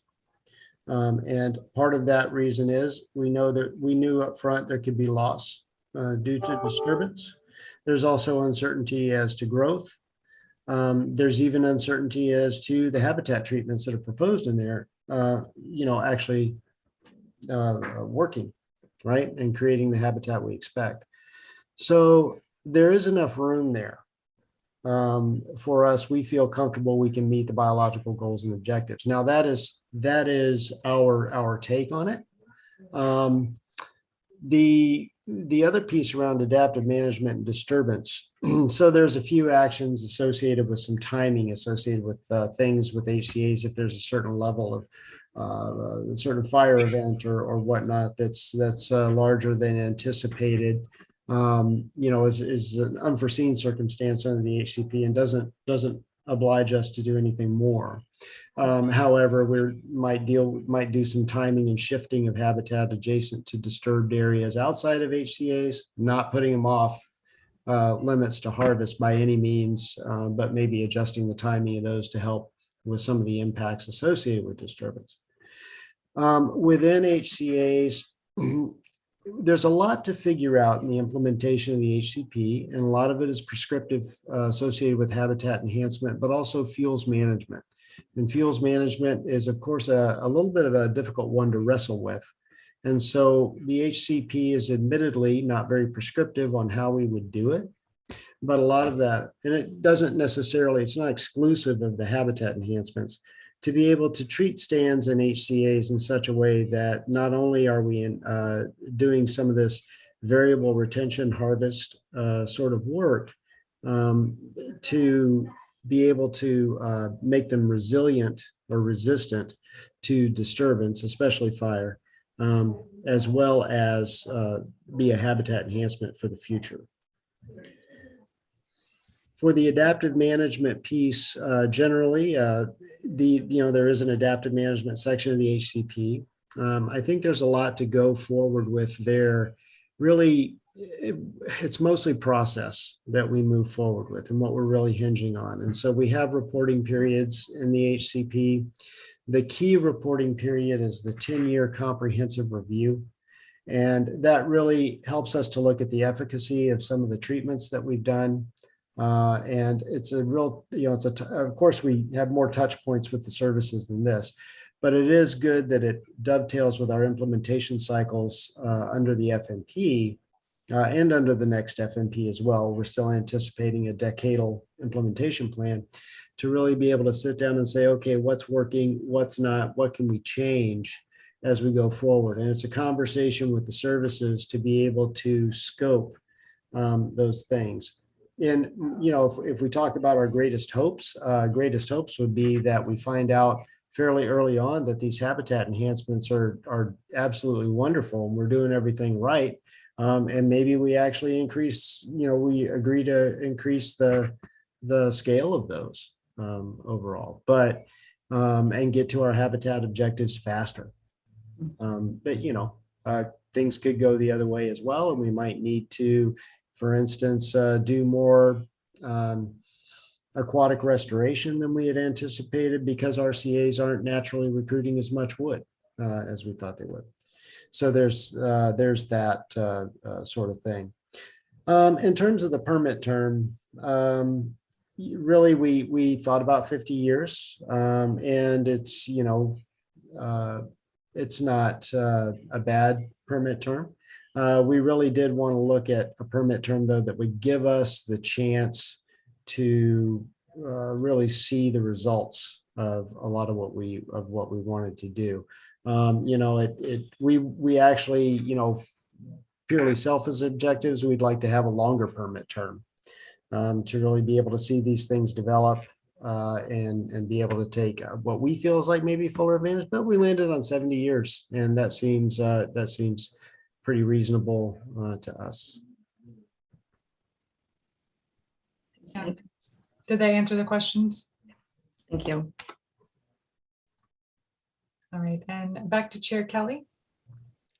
Yeah, Mike, in answering Chandra's question, perhaps gives a partial answer to a question I was going to ask. And that is, in 2018, the business case analysis was done, and the change has created, since then, more acres in the habitat conservation areas.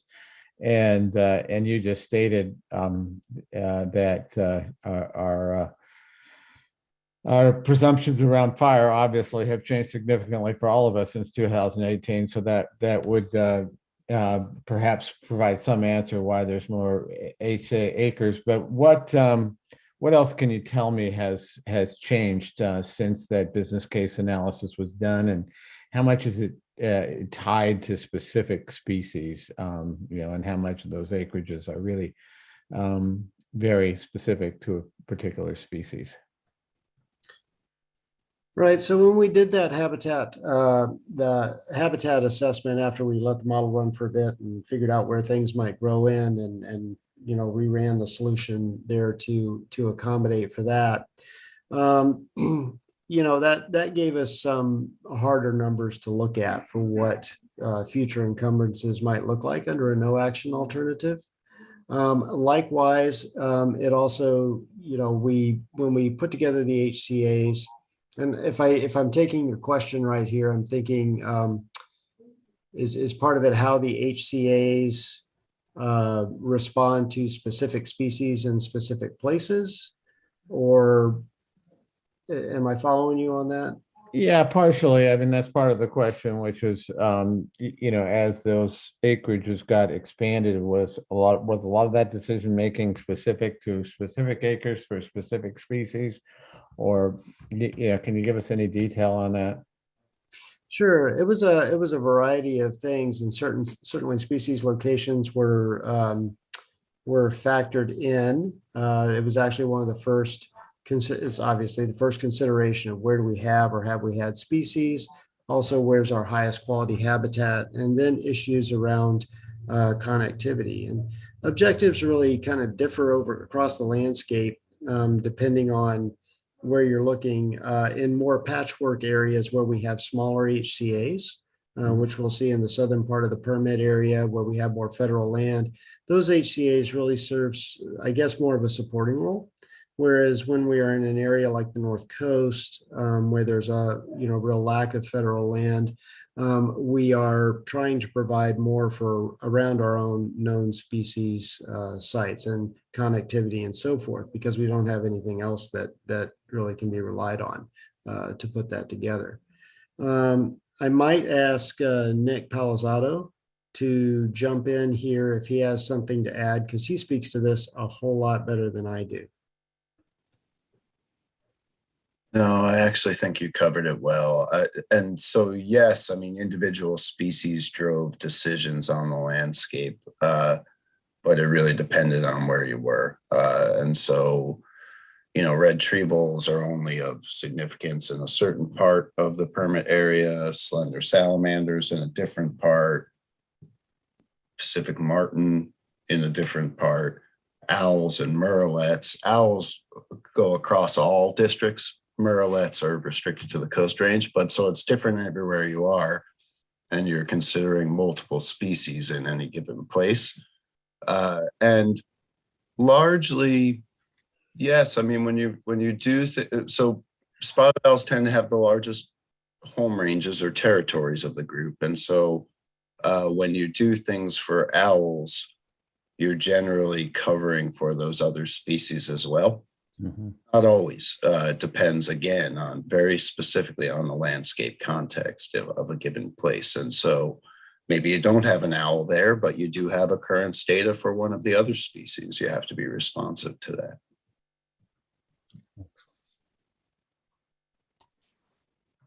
Yeah, thank you, Nick. And board member Joinwing. Thank you. So I think this is a question for Sarah. I wanted to sort of dig into the economic impact analysis a little bit more. And just sort of a similar question to that I asked before. Can you help me understand sort of the level of detail that you went into when it applied with this analysis, and sort of how much did you look at direct and possibly indirect jobs from timber harvest, and just, I guess, maybe just give me a little more understanding of how in depth you went with that work. Sure, I can do my best. Our economic modelers who really dug into that aren't here on the call today, and we can direct any questions that I can't answer to them. But we used the harvest model outputs to the timber model outputs to determine amount of harvest, and used standard factors to understand the direct jobs associated with that harvest activity and the milling activity. We did adjust for, rather than just assuming that where the harvest occurred is where the milling occurred, we used ODF's data on log flows to actually model where those logs went to the mills, and then accounted for the jobs associated with milling, the direct jobs associated with milling based on those patterns. And I don't remember exactly how far back those data went, but it was a number of years of data that we used to determine that. So that formed the basis of the direct jobs. And then we used the M-plan model at the aggregated to the Western Oregon region, rather than looking at that, at a county by county level. It was recognizing the interconnectedness of the Western Oregon region to determine the indirect and induced jobs associated with that. And there, this is where, we used the model. The model has a lot of different things that you can customize to it, and we, consistent with sort of industry practices and using that for forestry, we used some defaults and then accounted for some places where we wanted to tweak as well within that model. And this is where I'm a little bit out of my depth on exactly what they did there. So happy to answer any specific, questions that come up following the meeting. But does that help? Is there a particular area that you want me to dig into more? No, that's helpful. And thank you. Yeah, you bet. Thank you. And Chair Kelly. You're all going to know that this is a question from Joe if I have to read it, right?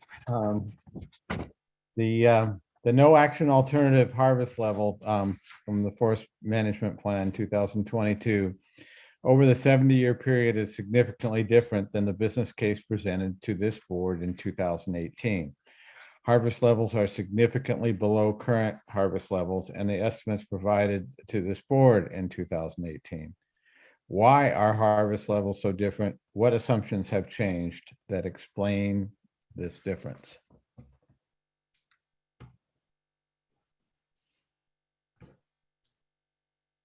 I think the real thing that's changed is we didn't have an HCP, draft HCP for one thing, at the time we did the business case. And we also didn't have, good estimates of what habitat ingrowth might look like for the no action alternative. I mean, really for all the alternatives, but in terms of lower harvest levels. And so that's really the key difference between the two. The business case analysis was not a spatial harvest scheduling exercise by any means. It was essentially a spreadsheet inventory exercise, right? Where you just allocate a certain number of acres in certain classes and then calculate an allowable cut essentially out of that, versus a actual spatial discrete harvest, harvest scheduling with the comparative analysis. So, we hear this a lot from various folks about this big difference between that business case analysis and what's being proposed today. So when you describe it as a spreadsheet, are you essentially saying that it was a pretty, that there wasn't, that there really wasn't all that much work that went into that? Or is that wrong to say that? And so the fact that things are significantly different today should be understandable to us. How do we defend this? Yeah, so I wouldn't want to minimize the work that went into the business case analysis, but it certainly is not anything like the level of work that went into the comparative analysis and the outputs there that were presented in 2020, which are, fundamentally the basis for this draft DEIS as well.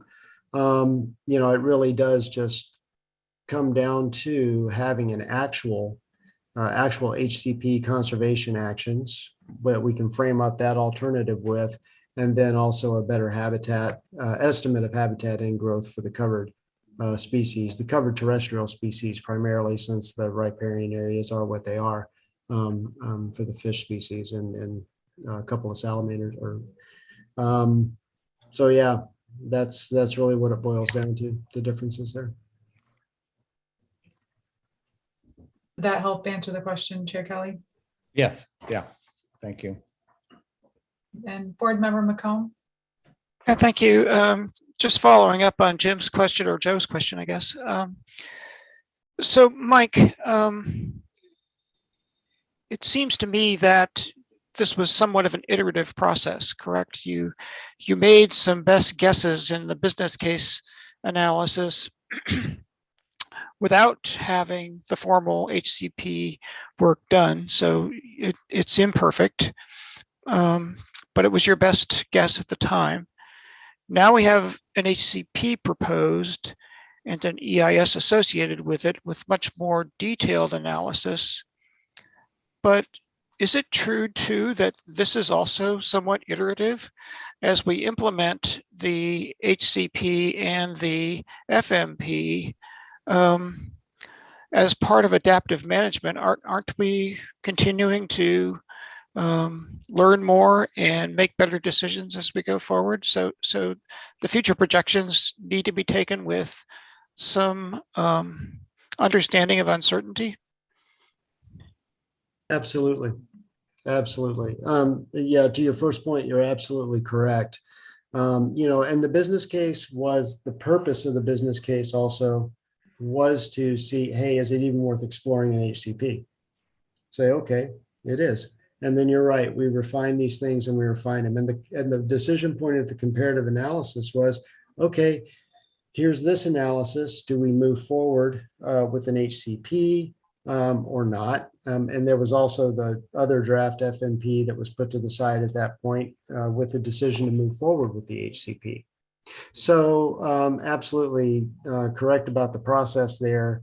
And I also agree, yeah, everything is subject to implementation, especially plans that occur over a long time frame, whether it's the HCP or whether it's the FMP. And although certainly there are some management standards and some definite conservation actions in the HCP. I don't want to minimize those assurances, but we're going to learn as we go through time about implementation and practice adaptive management in conjunction with the services, so that we get, it will definitely change as we go over time. Great, thank you, Mike. I want to follow up if I could, please. And this is a question for you, but maybe also for the services. Since adaptive management is written into the HCP, at least I think that's correct. How much latitude do you have to make changes in the future, and what's that process? Is it further consultation with the services as you make changes, and are there limits on the kinds of changes you can make? I'm going to say that that there certainly would be limits on the kind of changes we could make, in terms of really still needing to be able to we're still really be focused on those habitat goals from the standpoint of the covered species.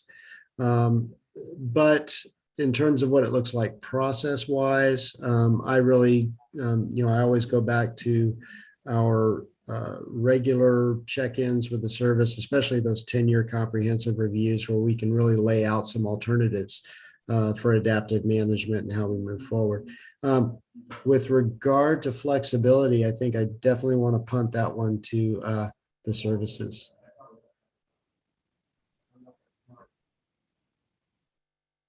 And maybe looking at Kate Wells, are you able to take this one?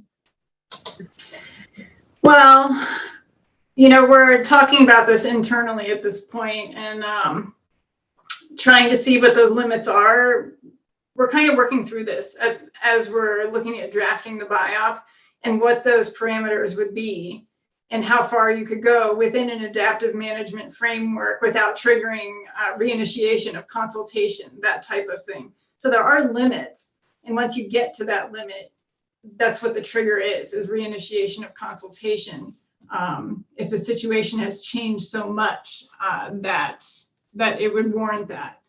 Another look at the take that would be associated with any given activity. Thank you. That, maybe Joe has a bit more finer point on it than I do at this point. And just to follow up, so would the limits then be described in the biological opinion?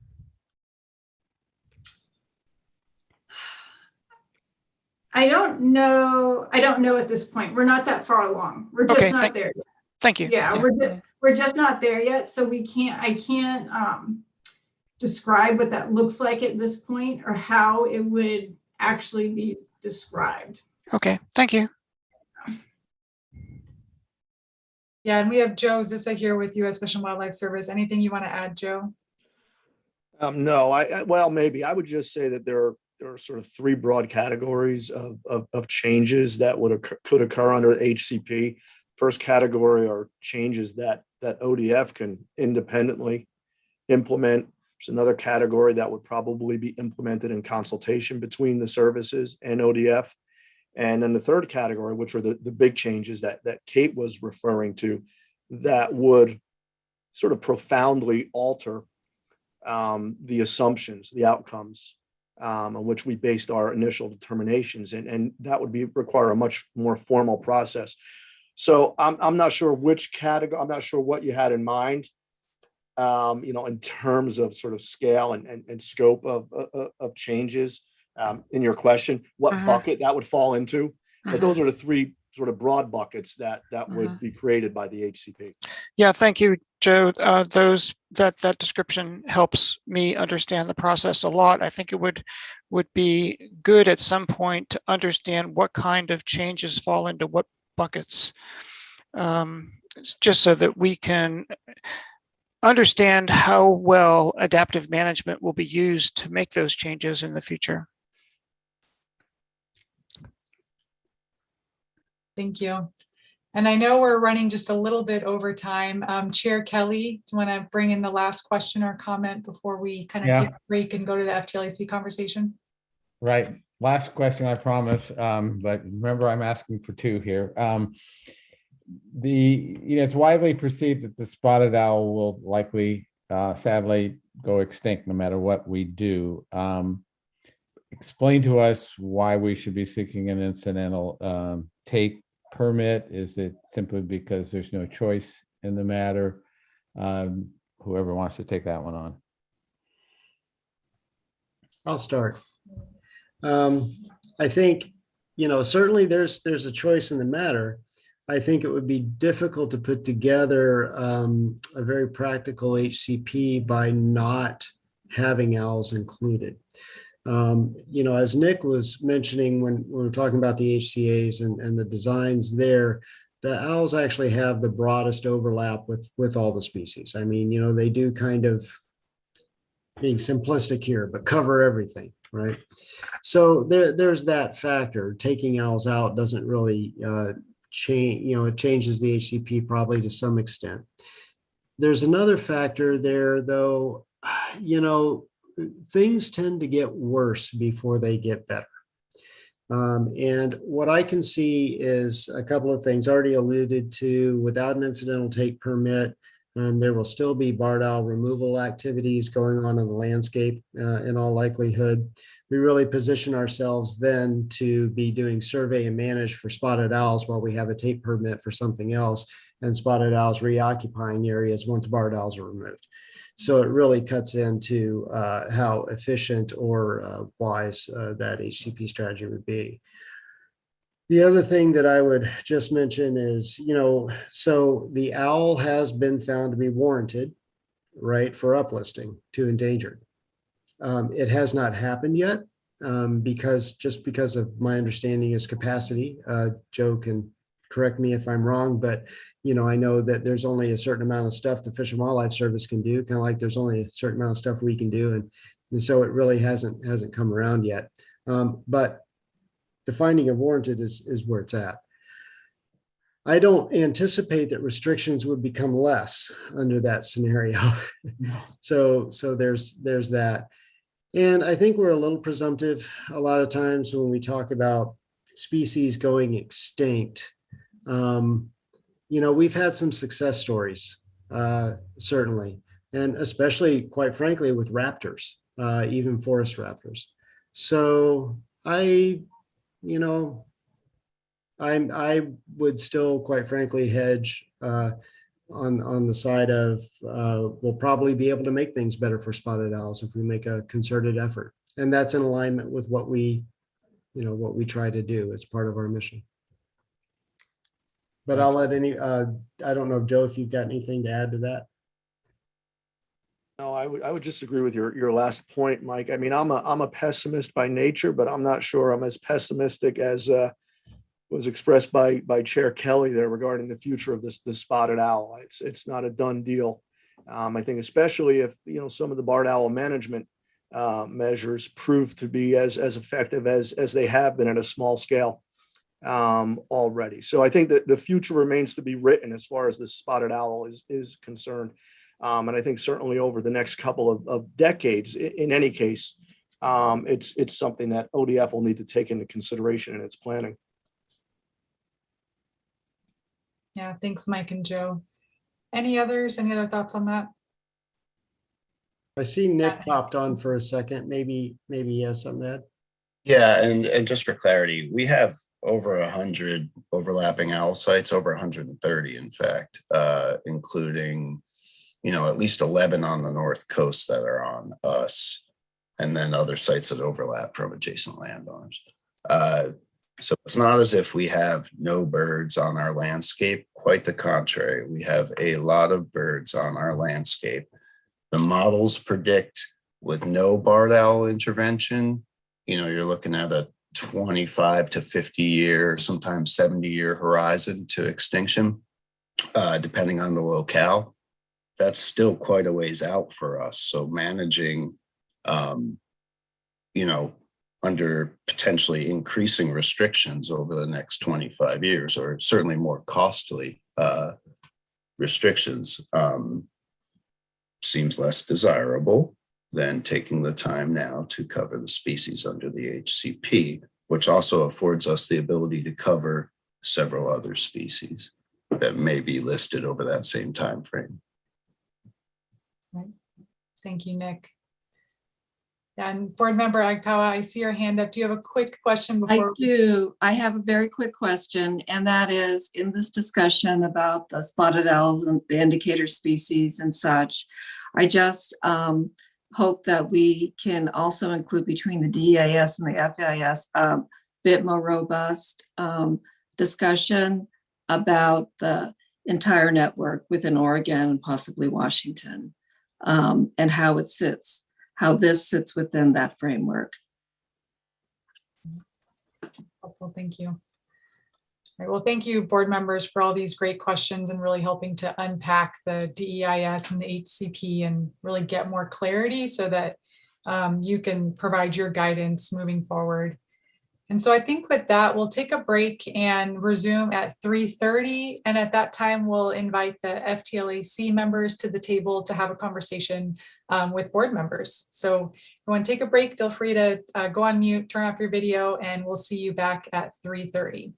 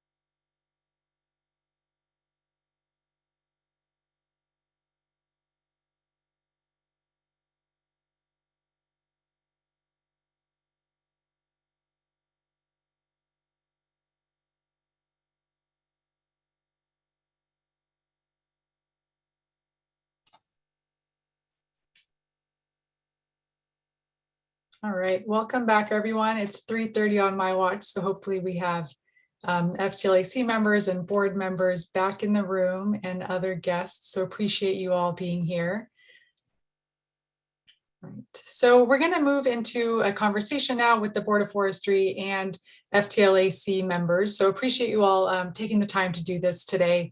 And just a reminder that really the intent of this conversation is for FTLAC members to provide their initial reflections on the draft environmental impact statement and really bring your kind of core interests and concerns regarding the HCP and its analysis into the conversation. Before we start, I think I was asked to just give a brief reminder about public comment. So this meeting today has an opportunity for written public comment. So members of the public, you are invited to submit written comment up through May 24th for board consideration, but we will not be having live verbal public comment today. All right, so let's go into the next slide. And I just want to give another reminder of our discussion guidelines for today. Just a reminder to really stick to this topic of the draft environmental impact statement. We know there are a lot of forest management issues and topics that could be discussed. So really thinking about this HCP and the draft environmental impact statement. And we'll be seeking to hear from all of you, really trying to share the air here and invite you to focus on really your core values and interests rather than your positions. And assuming and practicing that good intent and really listening to understand one another and focusing on the problem rather than the people, really right soft on the people here. And really sit in each other's shoes and practice acknowledgement. And I'll also add that in my earlier conversations with FTLAC members, I really heard a genuine interest in having a true conversation with the board and acknowledging one another's interests and concerns with real empathy and looking for an outcome that seeks to balance multiple interests and keeping in mind the needs and really specific needs of rural economies and your social systems. So I appreciate having that time to speak with all the FTLAC members in advance and just invite you to consider all of that as we move forward. So let's go to the next slide. And to kick off the FTLAC conversation, we just wanted to go around the table and ask FTLAC members to just give a 2-minute reflection on the questions that are on the screen here. These are just kind of guiding questions for you, but just asking you, is the draft environmental impact statement clear? Is there anything that just doesn't make sense, or just anything that you would like to focus on, any key outcomes that stand out for you? And then also thinking about key challenges for forest management and conservation of the species over time. Anything you want to say about the best way to respond to these challenges and what you see as the future for species listings and impacts on harvest and revenue in the future. So we can go ahead and take down the slides, and I'll go ahead and put these questions in the chat in a minute, or maybe Ellen or Aaron can do that. And just to kick us off, do we have Commissioner Sweet here in the room?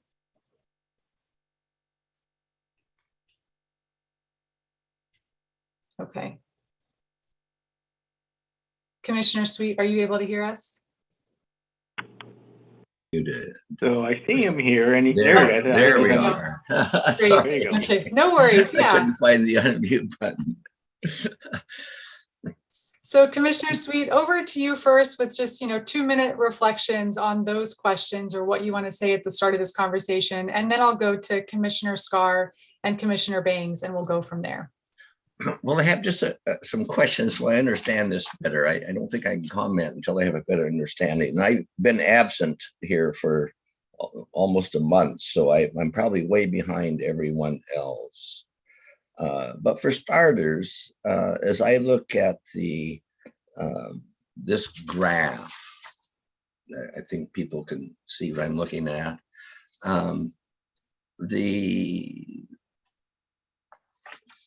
The harvest level under the 2022 DEIS starts at about 190 million board feet a year, and then glides slowly downward in steps to 170 million feet per year.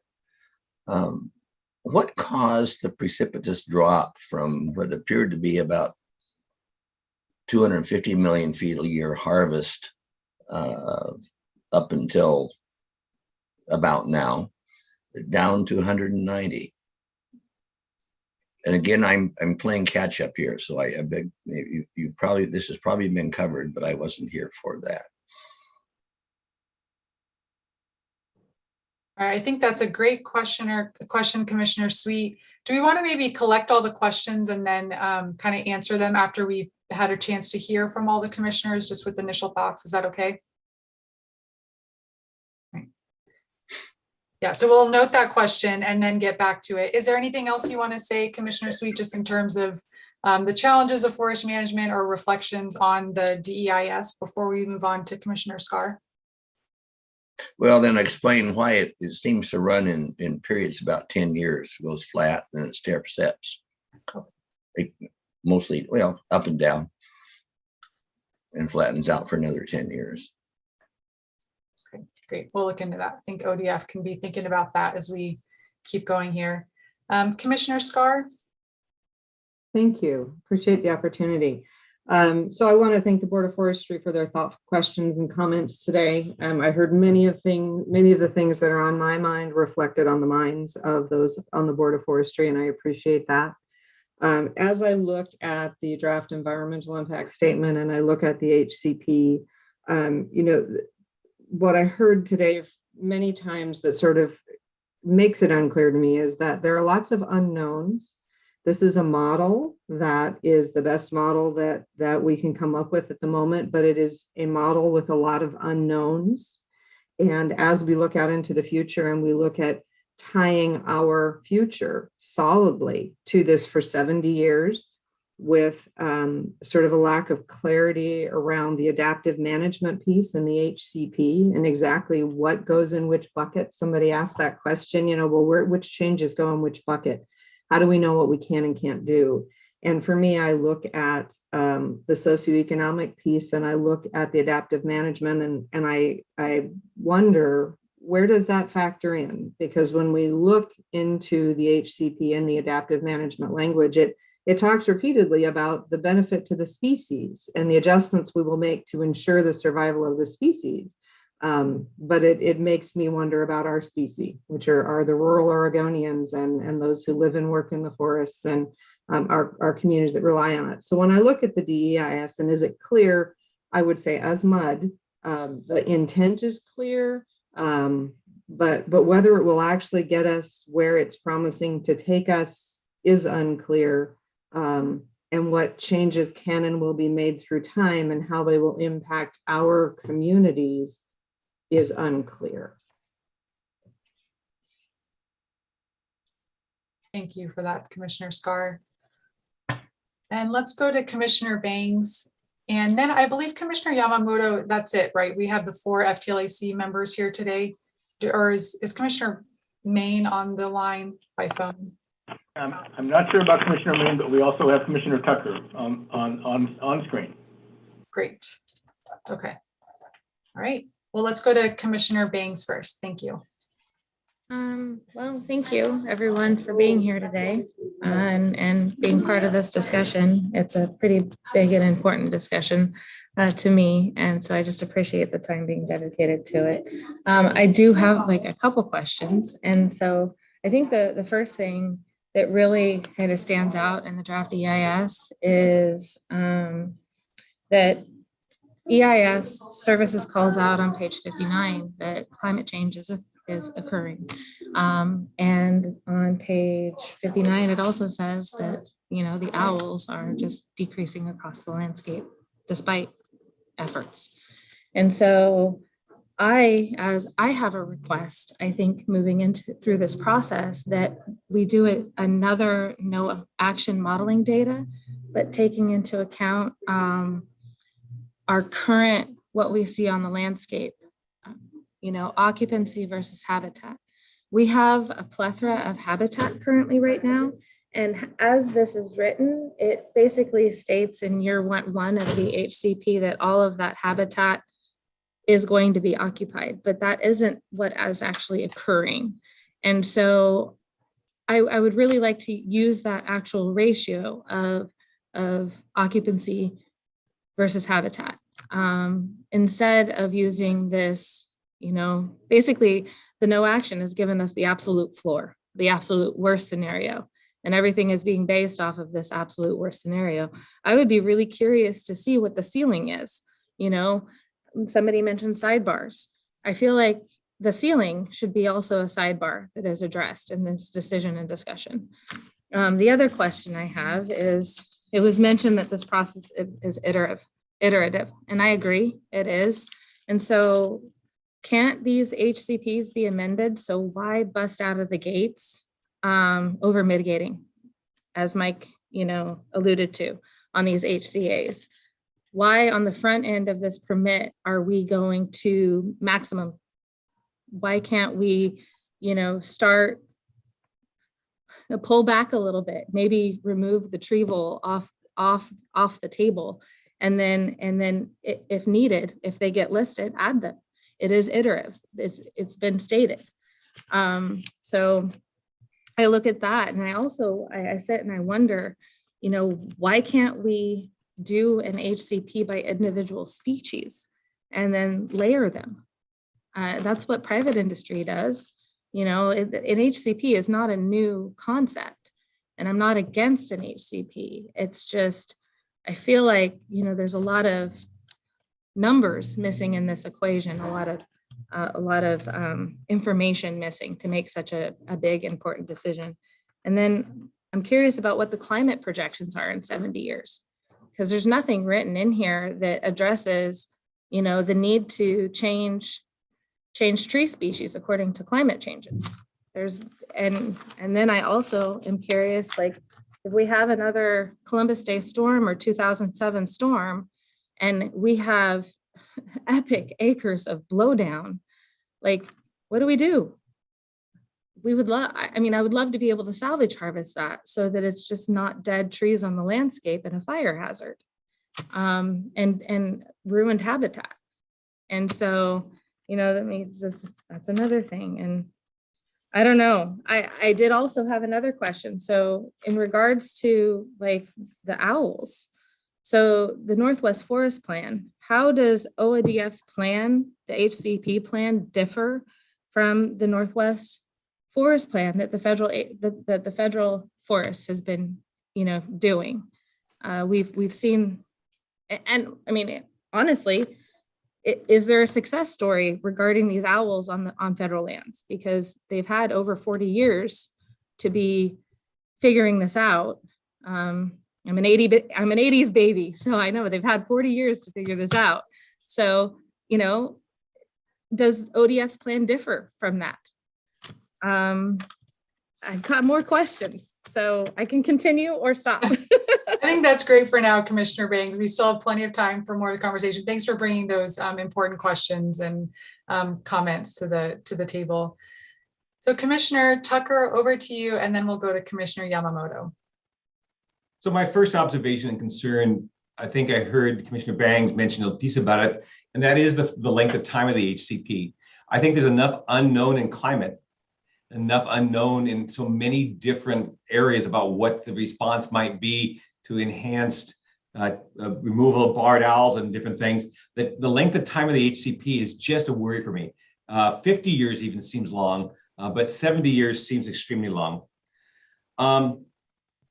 I've looked hard for and don't see much reference, I don't see any reference, in fact, to the Trask paired river studies and the work that was done there that talked about the impact of different forest practices as practiced by private timber, ODF, federal, and doing nothing affected the water quality and aquatics and I don't see that reflected in here. In fact, I see the opposite. I see that we're widening zones when that result said there was something different to consider. And so I don't understand that study, why it's not referenced and why if we're going to dismiss it, why we're dismissing the many years of study that was done there.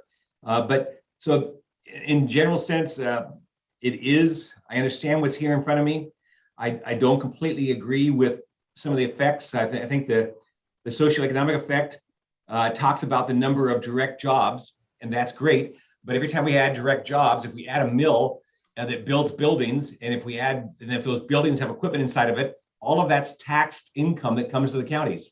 And so the schools and all the taxing districts all benefit, not just from the job and the actual payroll that is that direct job, but all that indirect we are able to collect revenue from. And so as people talk about direct jobs, and that worries me some. And also when I worked for Hewlett Packard and we were trying to site factories around the world, we often talked about the fact that we were creating an end product sold to retail customers.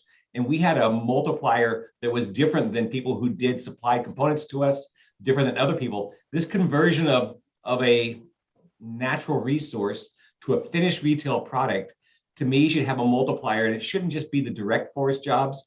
It should be the multipliers down, a broader look at the economics, because it is hard to look at the impact of all the closed mills I have. But thank you for the time. Thank you so much. And Commissioner Yamamoto? Oh, it looks like you're on mute.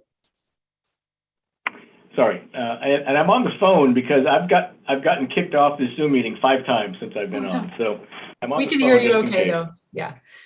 Yes, perfect. So I'm going to answer your questions. I'm the only one that answer your questions directly. So is the DEIS clear, and does the document make sense? Well, as we discussed yesterday, it makes as much sense as an 1,850-page document can make sense. I mean, we struggle to get through 1,850 pages. And it's just a very difficult read and very difficult to work out. So let me start there. So I have a prepared statement, and Mike Buffo is going to be putting up some slides as I talk about certain things. And this is going to be very short. So Chair Kelly, members of the Board of Forestry, State Forester Mukamoto, and staff, I am David Yamamoto, Tillamook County Commissioner and Chair of the Forest Trust Lands Advisory Committee. I speak for my fellow commissioners when I say we appreciate this meeting of the FTLAC Board with the Board of Forestry. This meeting helps FTLAC meet our statutory responsibility to advise the Board of Forestry and the State Forester on matters which affect management of the State Forest Trust lands under ORS 526.156. Typically, we only have 15 minutes to give testimony. Meeting with you today, I appreciate this so much, but I also hope this will allow us to engage in an open and honest discussion about state forest lands. I also hope to have some of my questions answered today.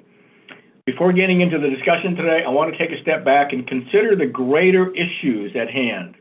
This board has a responsibility to oversee management of the state forest lands, and FTLAC has a duty to advise you in that role. Together, we have a responsibility to advocate for good public policy and robust analysis to support decision-making. Key to good decision-making is an understanding of trade-offs, impacts, and relative laws. Our goal should be to produce policy that is robust enough to stand the test of time. At the last Board of Forestry meeting, I recommended 4 questions for you to request ODF to answer. I have more questions for you and ODF, which we'll talk about later today. But these are the 4. These 4 are a start. They were: 1, how would threatened and endangered species populations change under the HCP? 2, what is the biological potential for timber production on state forest lands? 3, how much take of covered species is expected under the HCP, and how much mitigation will be provided? And 4th, why have the assumptions in the business case analysis proven so inaccurate? Board members, asking questions is central to fulfilling your responsibilities. These 4 questions are not the only questions. Each and every one of you should be satisfied with the information you are provided before making a decision. Chair Kelly, at the last Board of Forestry meeting, you expressed concern about ODF staff workload. I know ODF staff are busy. Managing state forest lands, fighting wildfires, among other things, are big tasks. However, I have to ask the board, without answers to important questions such as these, how can you make good public policy? If these questions about the HCP cannot be answered because staff are tasked with more important duties, this HCP should be delayed. Entering a 70-year contract without proper information is not beneficial to counties, our special districts, nor any Oregonian. In considering the HCP or any public policy decision in front of this board, Board of Forestry members should be prepped for open, nuanced questions and discussions. The issues we face on state forest lands are very complex. I can give you an example of the value of open discussion. At the last FTLAC meeting, which I wish you all had joined, ODF staff reported that northern spotted owl habitat on state forest lands is primarily lower quality habitat, and that barred owl removal is less effective in this habitat. Board members, this is new information to me, and exactly the kind of information you need to hear. ODF should unpack the HCP for us all and explain how the scale of the proposed HCP was arrived at. One of my 4 questions asked for the reporting to take and mitigation under the HCP. This issue of low quality habitat on state forest lands illustrates why this question is so important. If state forest lands really contain mainly low quality habitat, wouldn't the level of take be quite low? And therefore, wouldn't the level of mitigation required be low as well? Likewise, as Commissioner Bangs noted on the FTLAC meeting, surveys by ODF have shown decreasing spotted owl populations. This information has not been presented to the Board of Forestry as part of the HCP discussion. Likewise, ODF should explain that only 88,000 acres of state forest lands fall within active spotted owl sites, as reported by ODF in 2019, while the draft environmental impact statement expects over 123,000 additional acres to be set aside for an assumed increase in the spotted owl population under the no action alternative, without any population modeling to support this. ODF staff also noted that at the FTLAC meeting that the red tree vole is a concern, since the vole would be found in stands of a wide range of ages, and surveys for red tree vole are not conducted. Red tree voles are currently unlisted, and the U.S. Fish and Wildlife Service declined to list red tree vole as threatened or endangered in their last review. Why include the red tree vole in the HCP? The services are currently developing a new finding to determine if listing is warranted. Why not wait until that determination is made before proceeding? I hope in this meeting we can begin a conversation about the HCP. And again, this is only a beginning. I hope ODF can unpack the decisions and data behind the HCP, and that the Board of Forestry and FTLAC members can ask questions and get real answers. I would like to start by revisiting my 4 questions, starting with my question about the business case analysis. I have a few slides I'd like to show. The first slide is a graph from the business case analysis showing expected acres of available and constrained state forest lands under an HCP compared to continued management under the current forest management plan. On the next slide, I've added to this graph a column showing the acres available under the proposed HCP for state forest lands and common school lands. You can see that the proposed HCP provides far fewer available acres than the HCP as conceived in the business case analysis. Again, we ask the question, what new information did ODF acquire that resulted in the loss of available acres? The business case analysis, which I'll remind you was conducted to show the benefits of an HCP, anticipated a release of constraints on over 100,000 acres.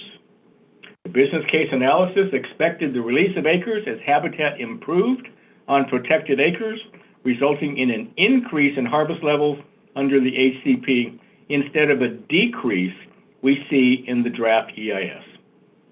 The board should understand why the assumptions in business case analysis have proven inaccurate.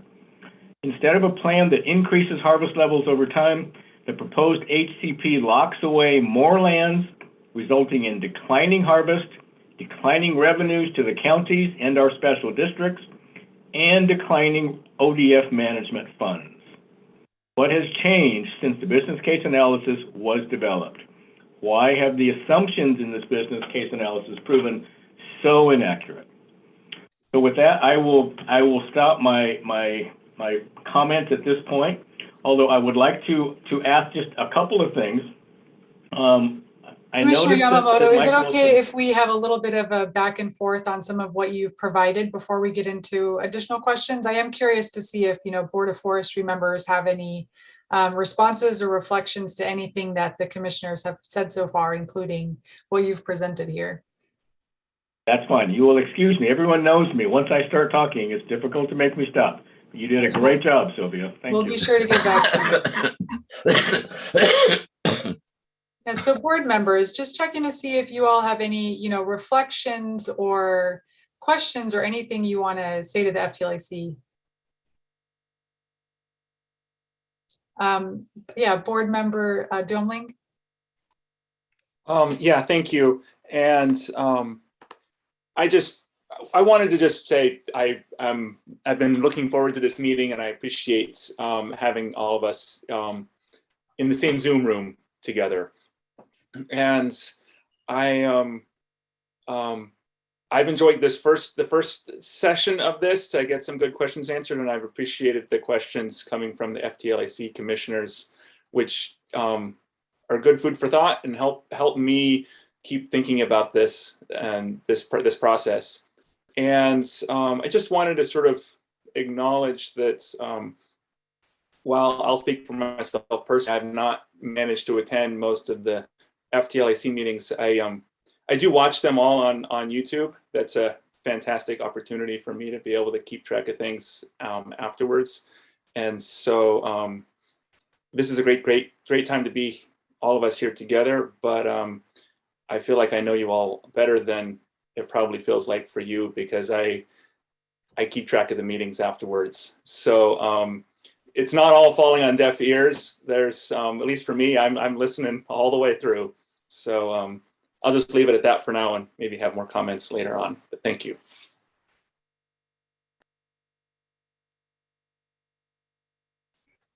Yeah, thank you. And other board members?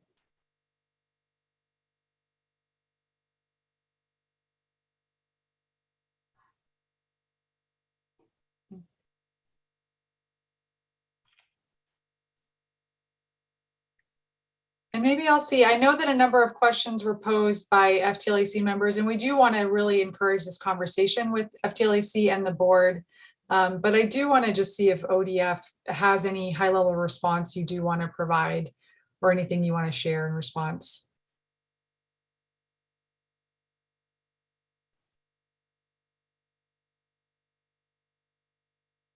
Sure. Thanks. Again, for the record, Mike Wilson, State Forest Division Chief, coming back from the break.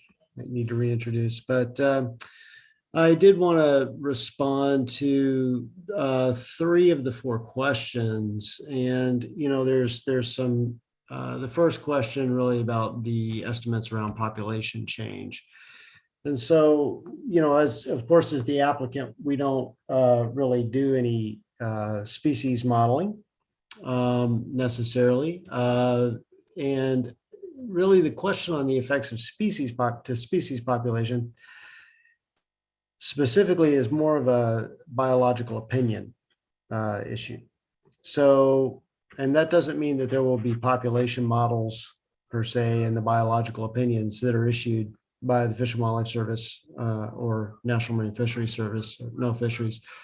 But they will speak to quantifying a level of incidental take. and also the mitigating factors associated with that. In addition to that, there is the just ancillary information, not necessarily related to the biological opinion, but population information, it's in the 5-year status reviews that are conducted by the services for listed species. But I think really more related to the HCP is that, if we are successful in achieving the biological goals and objectives of the HCP and barred owl removal is effective, then we would anticipate that covered species populations would stabilize and then increase in over the permit term in response to the habitat development. So the habitat effect, and we really do need to realize that it is a difficult thing for us in terms of where the habitat's located versus where our lands are located. Obviously the federal lands have a lot of habitat in a lot of areas, and quite frankly, a lot of our other districts will benefit from that. On the North Coast, our HCAs are larger and we do have that benefit. We do expect to see change in trend, again, with effective barred owl removal and habitat development. So again, a similar vein and question around how much take of covered species is expected and how much mitigation is provided. That's really covered in the biological opinions. That's one of the primary functions of the biological opinions. Those are part of the Section 10 findings around incidental take. And then there is the Section 7 consultation as well, ensuring that no federal action precludes the survival and recovery of a species. So the jeopardy decision that everybody is, I think, fairly familiar with. So, the habitat gains under the HCP are expected to exceed the habitat losses, and that's part of what's called the stay ahead provision until we reach the threshold of the biological goals and objectives for those species. And I think we have actually covered a lot of the business case analysis questions in our previous session. With regards to the fact that the business case analysis was not anything nearly as robust as the comparative analysis, which is basically the model runs that are underpinning the draft DEIS. And so maybe I'll leave that one there, and I see other hands are up.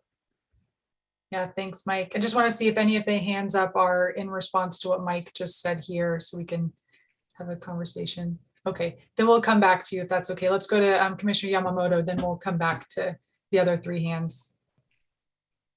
Thank you. So Mike, I appreciate those answers very much. Earlier, you mentioned that HCAs are larger than necessary for biological goals. Can you explain that statement that you made? Yeah, and I probably didn't state that very well. They are definitely large enough to accommodate the biological goals and objectives. And so we do not anticipate that we would be, or we actually just in the face of uncertainty are not, we don't know exactly how much habitat we're going to get, how effective habitat treatments are going to be, how much disturbance there could be, and how much we would have to respond to some of that.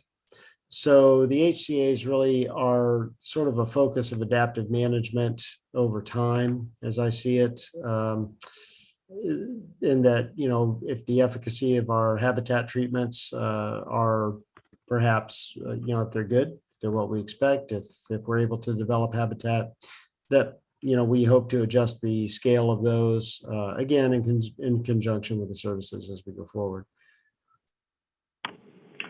And to follow up, if I may. Oh, yes. Yeah. Sylvia, okay, thank you. So, Mike, you mentioned also that the lack of federal forests on the North Coast is kind of a determining factor of why you want to put so much of our state forest land in reserve for spotted owls. Do you have data showing where on the central coast or the south coast or other areas of Oregon where there is terrific amounts of state forest lands, or excuse me, federal forest lands that they're not harvesting? Have the spotted owls been coming back in those areas?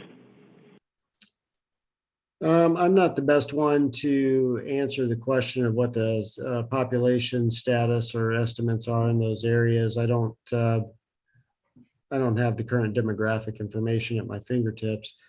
And really all I'm trying to say in terms of the North Coast is with the lack of federal land there and our ownership being a larger piece, getting back to that, a little bit of what is the network, as board member expressed. It's an area where we don't have a lot of help in doing that. However, it is also a lot of the area with those HCAs that we'd be doing a lot of the most, I believe, management within HCAs as described under the HCP. With Swiss needle cast, alder conversions, I shouldn't say conversion, it's really an alder treatment. I know that's a loaded term for some people, and also variable retention, harvest, and thinning in young, healthy conifer stands to promote habitat development.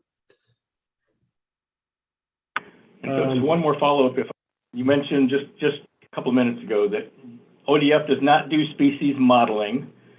This is really coming out of the biological opinion. And then you also mentioned at the same time the take of covered species, again, is determined in the biological opinion. And yet the biological opinion is coming out very late in this process. And I'm not even sure that anything can be changed once that biological opinion comes out. Can you address that? Right, the biological opinions do come out towards the end of the process, I believe just before or around the time the record of decision for the final EIS would be published in the Federal Register. And so at that point, no, there's not a lot of opportunities for change in the HCP. And I mean, those biological opinions need to have a pretty firm HCP to be able to do the analysis on. So they've begun those biological opinions, but until they have a final HCP, they can't really wrap them up. What we have in the effects analysis of the HCP is the trade-off in habitat, the ingrowth of suitable habitat for the species and the take of suitable habitat for the species. And so that's our metric for the trade-off as the applicant and in the HCP is in those the effects analysis. Thank you. And Commissioner Bangs, I see you have a follow-up to this one. Yeah, to this particular topic. So we're talking about habitat, and Clatsop County has abundant habitat already. That's the forest management plan that, you know, ODF's been following for the last however many years. And so development of habitat has always been a kind of a goal. But the problem is habitat does not equal occupancy for us here in Clatsop County. That's already been proven with the fact that our owl circles, our current owl circles, have the potential of being delisted this year. There's no owls. And so I guess, you know, this correlation that, you know, if you build habitat, that is the solution, has already been proven as an incorrect assumption. And so, I mean, even on federal lands, it's already proven as an incorrect assumption. Just because you have habitat does not mean you have occupancy. And so I guess I really struggle with this conversation, because when I look at this no action modeling data, I feel like having the assumption that habitat equals occupancy is already false modeling. It's false data. And so we're basing comparisons on false information. And I'm really struggling scientifically with those numbers on why or how we can have comparisons to something that is false data. And I don't know. I feel like if I were trying to make a decision, if staff, an analogy, if my county staff was coming to me with information and it had so many questions in it, I would really struggle with making a decision, especially a decision with such a long contract period of no wiggle room. And part of me just really, I'm really struggling with that because I feel like it's repetitive. We compare it to no action. Well, your no action data is false. And so, I mean, it's pulled out on page 118 of the draft EIS that your no action data is false. So I don't know. I apologize. I have lots more questions. Thank you, Commissioner Banks. I just want to see quickly if anyone wants to respond to that on the no action or the concept of building habitat. Yeah, Mike. Yeah, so I will briefly respond on the habitat, building habitat, and we fully agree, and that's why we have the barred owl control measures built in to our HCP, which I believe also the counties did in the alternative they submitted into the scoping process. So fully understand that. It would be, and that was a foregone conclusion when pursuing an HCP in the first place. It's kind of like, hey, wait a minute. If we're going to try and do these good things, then it needs to have some basis of working. As I alluded to earlier, also the probability that we're going to be affected by that and a participant in those removal control measures, regardless of having an HCP. And I'll just stop there because I don't want to get in the way of the conversation between the FTLAC and the board. Well, just real fast on this note, like, so if Clatsop County doesn't have any spotted owls, how are we going to bring them back? Like, there's nothing out there. So we only have 2 listed circles and they're empty. So I'm just really curious about how we're going to, like, they don't, I don't know. Yeah, and it looks like Nick Palazzotto at ODF may have a Actually, response before Nick gets in there, I'll respond. Barred owls have an amazing suppression effect on spotted owl response rates. And so one of the things that we found from barred owl removal is just because they don't pipe up doesn't mean that they're not there. As a matter of fact, some of the earliest barred owl removal studies, the owl pairs that had been gone for years, barred owls were removed and the historic pairs showed up. These same birds, banded, showed up. And so we know that at the time they're just living in the margins. So there's that fact. Also, I mean, we do have banding information that we had a female show up in Forest Grove that 17 years earlier had been banded somewhere up near our North Cascade district. So I think, the possibility of owls immigrating into the North Coast is perfectly viable. Thank you, Mike. Nick, was that good enough or did you have something to add? Yeah, so I mean, just to be clear, there's no the notion that there's no science in support of the importance of habitat. I'm not aware of any science that suggests otherwise. So I don't mean to interrupt you, but that wasn't what I was trying to say. Well, it hasn't been proven incorrect. It's been obfuscated by the invasion of barred owls. So we don't know how spotties would respond to habitat at this point because barred owls are suppressing their behaviors. As far as the delisting notion goes, I want to be clear that's our own policy. It is not an ESA compliance. It's not a federal policy. It's our policy that if we haven't heard a bird in 5 years, that some of those sites may be candidates for abandonment. And we haven't heard birds on those 2 sites in Astoria in over 5 years, but that does not mean, as Mike said, that there are no birds there. We've heard birds in Clatsop County in the last 5 years, and we're confident that they still exist up there, whether we can detect them via an imperfect survey protocol or not. Thank you. And I just want to circle back that I've been using the potential of delisting this entire conversation. and multiple, meetings prior. I've always used the word of potential because I'm very aware that that is your policy. Thank you. Thank you for the clarification there. And Chair Kelly, thanks for your patience.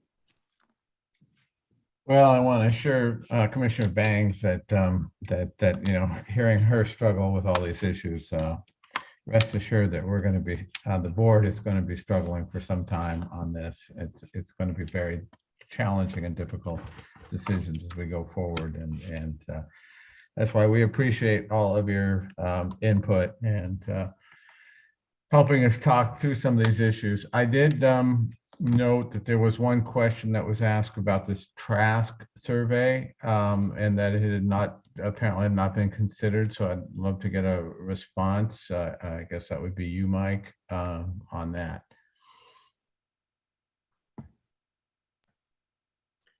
I'll need to check in on the status of the TRASC work. And I wouldn't, I don't know whether it was necessarily ignored in this work, but I'll have to check in on that.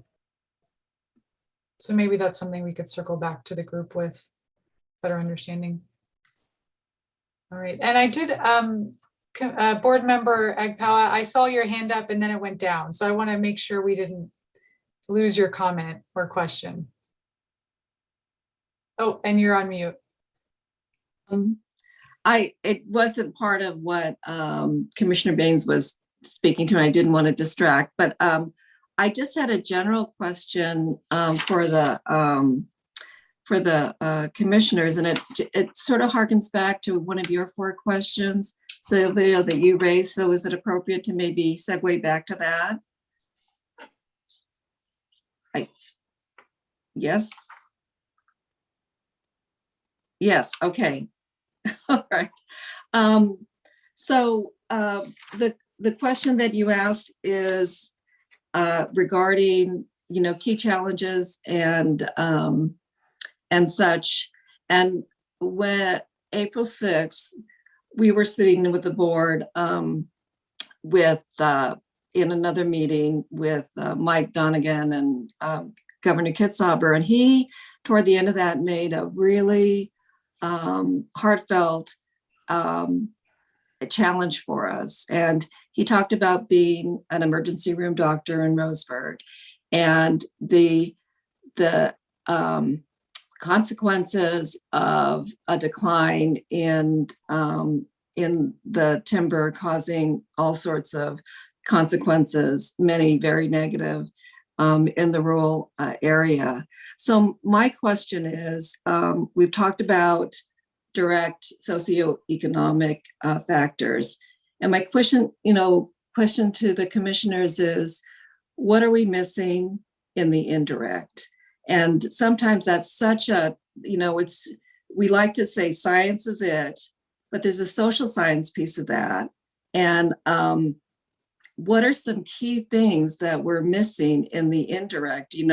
We've heard Commissioner talk about emergency services and schools and such, but Governor Kitzhaber also talked about those things that are sort of the hidden pieces of abuse and drug and alcoholism that then, become sort of an exponential negative to the community, because not only do you not have the funds because of a loss of an industry, you also have this additional burden that the community has put in. So is there anything that we really, really should be thinking about, and that, and the decision makers, things that we can put into the analysis that we've missed?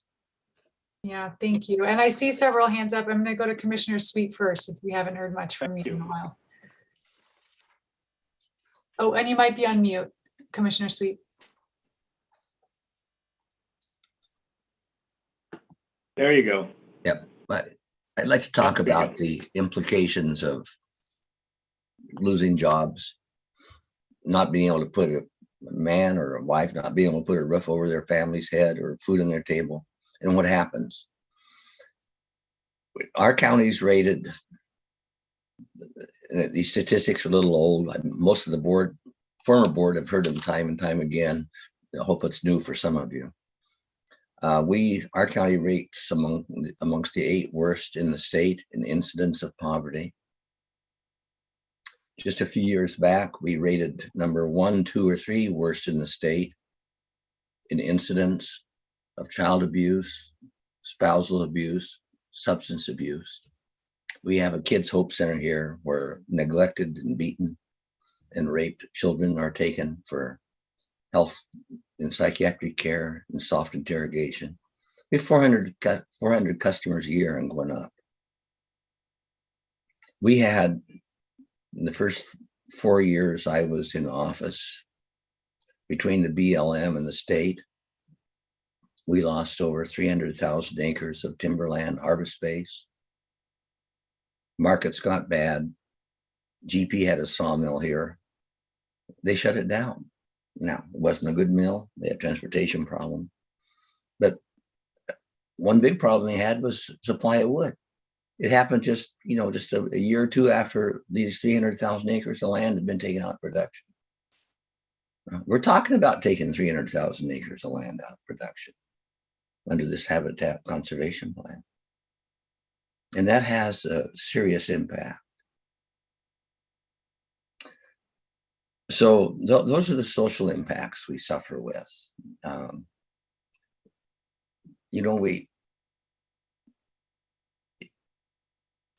The sawmill, it's kind of hard to calculate how many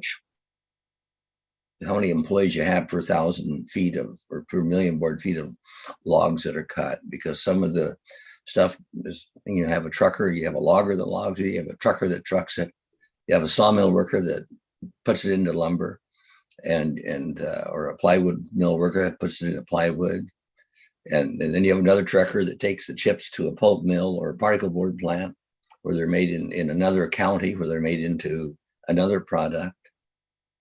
And then you have the people that supply the mill with the parts they need and the lubricants they need and the welding machines they need. It's really hard to figure it all out. And you have the foresters, but it's more than just a logger and a trucker and a sawmill worker. The store owner that supplies food. So you lose 100 people, 100 $50,000 a year jobs out of these communities. It's hard. It's really hard. And it's hard on the kids. It's hard on the families.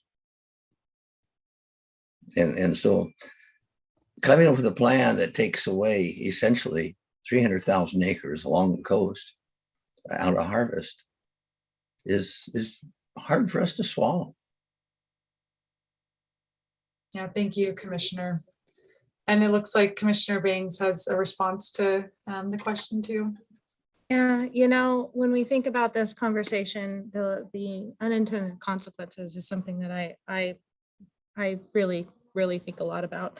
And so one thing I wanted to note is that, just out of this draft EIS, what was missing from it was our veneer and plywood mills. And I wouldn't call that a secondary situation. I would call that a primary job loss, but I just wanted to throw that out there. But when we look at this, it's about 11 to 12 jobs per 1,000 that are associated to timber. And so when I have 42,000 people in my county, it's 11 or 12 people, per 1,000 that are associated to timber. And then I look at our small businesses that, during the tourist season, yeah, they have business, but during the off season, they have to sustain somehow, and they sustain on our local economy. And then I look at the fact that my county is 87% forests. That's something we can't change, and I can't turn my land into something else marketable. It's like we're stuck in forest. And so having us have to remove a profitable piece out of our economy is really hard to handle. And so I look at the fact that we have five mills within driving distance that my constituents work at. And I lived down in Corvallis, and I watched multiple mills around me close within the 10-year period that I lived down there.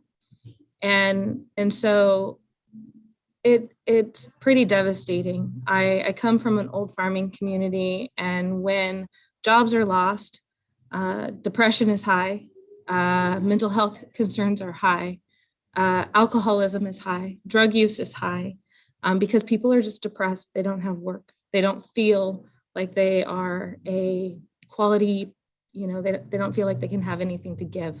And so Clatsop County is currently rated #1 in the state for houselessness. It's not a good thing to be #1 in the state per capita, but that's what we are right now. So I cannot imagine what'll happen when our social services lose funding, where we're in the budget season right now, and rural law takes $2 million off of state timberlands, and we have no way to replace that.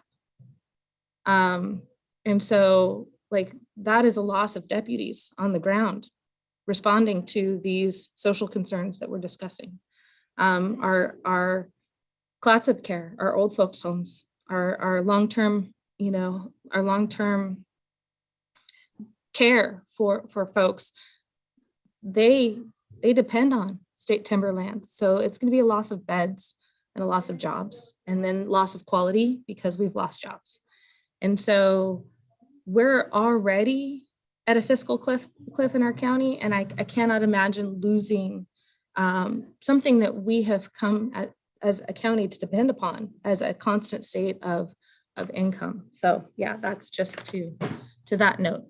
There's a lot of value-added processing that occurs with timber, and it occurs very much locally here because it's easy. And so, and the one kicker that I have out of all of that is it was our one industry that was considered essential throughout this pandemic. I cannot imagine what my community would have looked like without forestry, because it was deemed essential, and it kept our restaurants afloat. Buying takeout kept our restaurants afloat. We stayed afloat. We had very few closures just because of our forestry industry. So, Commissioner. Thank you, Commissioner Baines. Thank you.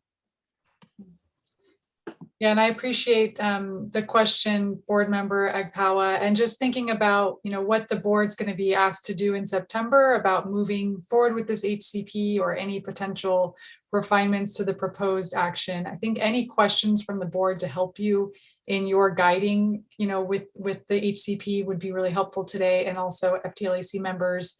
Anything you want to say to the board to help them as they provide their guidance would be really helpful today. And Commissioner Yamamoto, I see your hand up. Yeah, I did see Commissioner Scar had her hand raised, so I'll defer to Commissioner Scar first, please. Thank you. I didn't see that. Yeah. Thank you. I just did a little hand wave, but I would just echo what you have heard from Commissioner Bangs. Tillamook County is #2 per capita in houselessness, only behind Clatsop County. Tillamook County's economy has been shifting.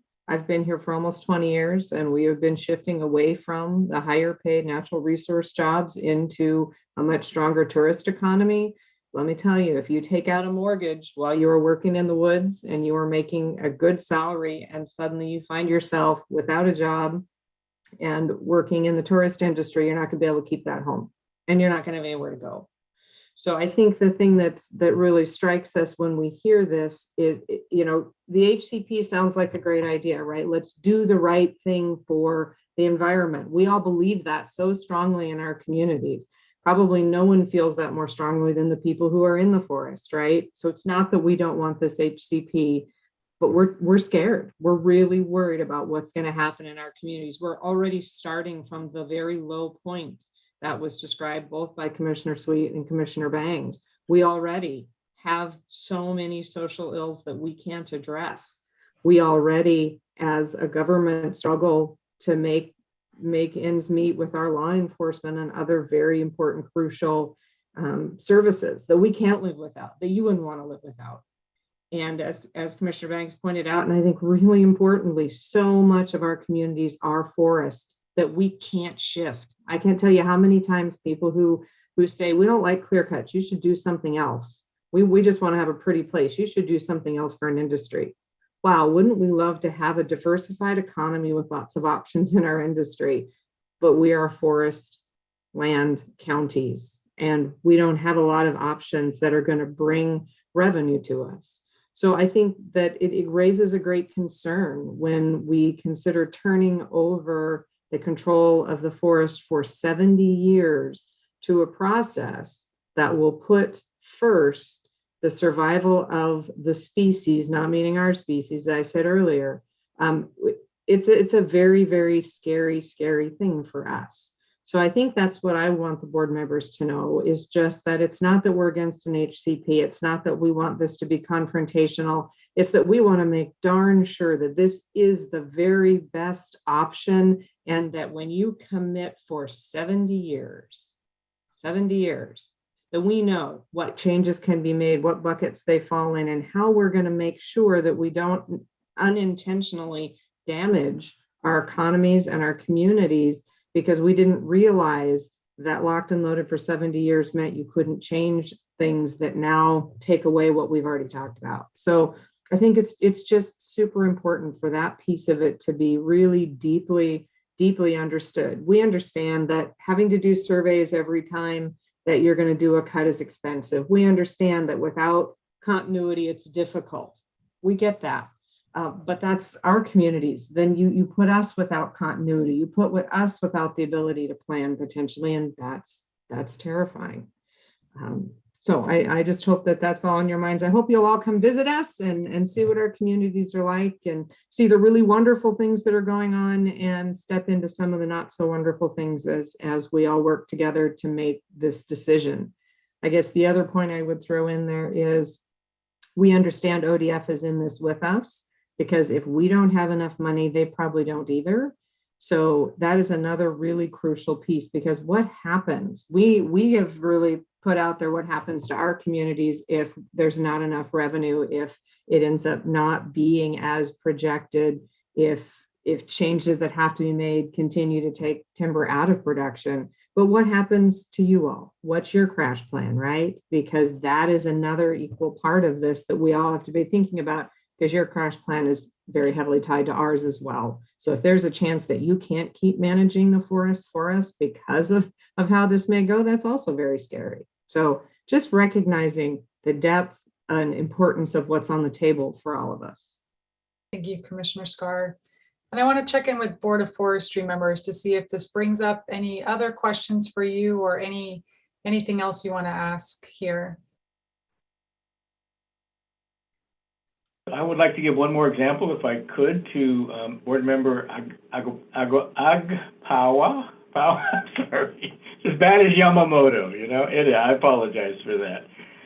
So I want to give you an example. 2 generations ago, we had lots of U.S. Forest Service timber being produced, and U.S. Forest timber receipts go to our Public Works Department. At that point, we had 50 people in our Public Works Department. We had amongst the best roads in the state.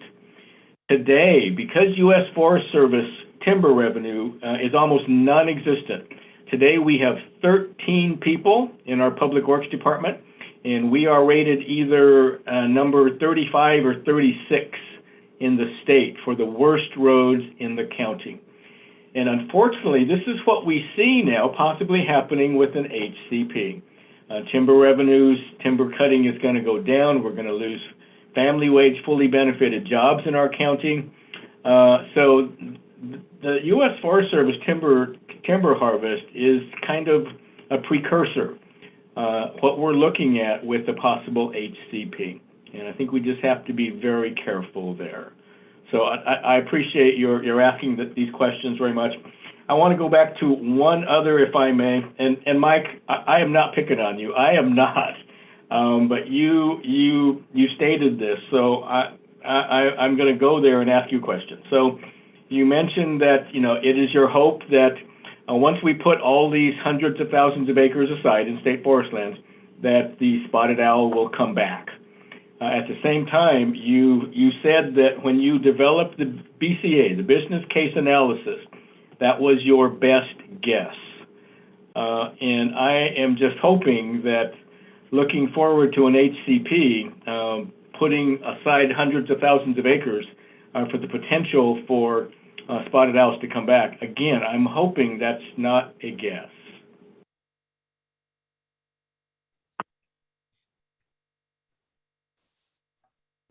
I wouldn't characterize it as a guess. There's always uncertainty associated with any of it, for sure. But really, if we step back a moment, and an HCP being a business decision, going back to what Commissioner Scar was saying, and really, we would like to be out from under lawsuits.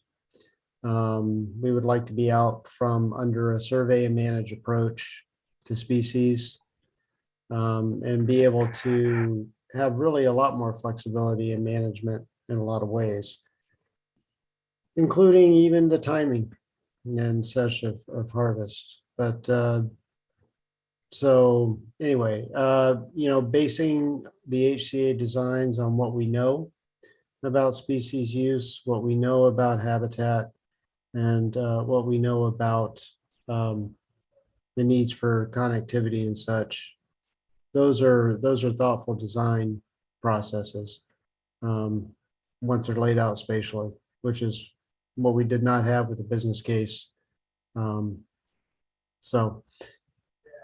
But admittedly, there's always uncertainty in what happens.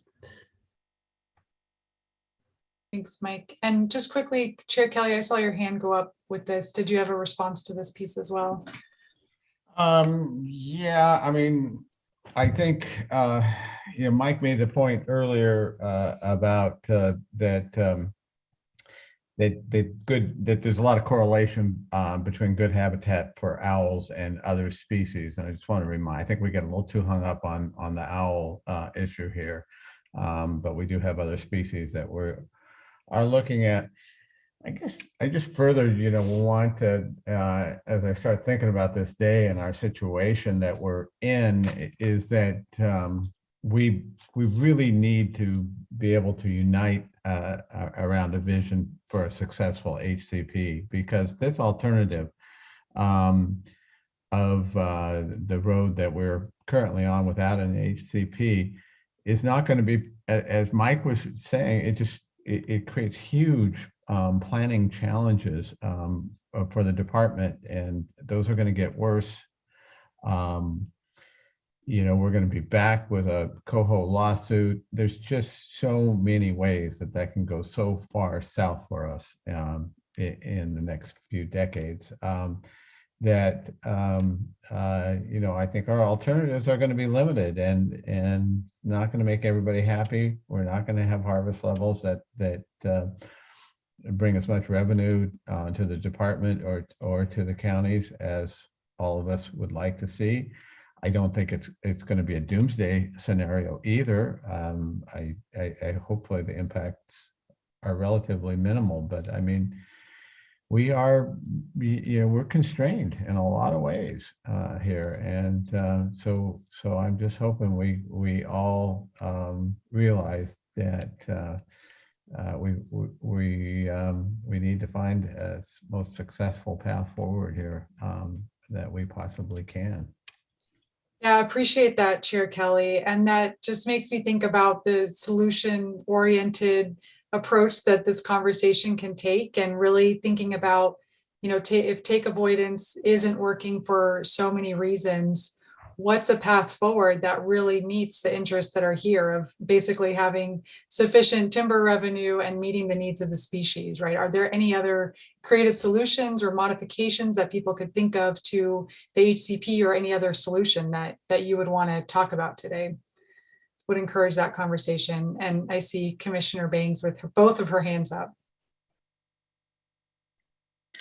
I can make it 3 hands if need be. See, I said lots of questions. I have lots of questions. And this actually, I couldn't agree more with Chair Kelly in regards to trying to find a solution that fits the goals. And I circle back to like locations and landscapes.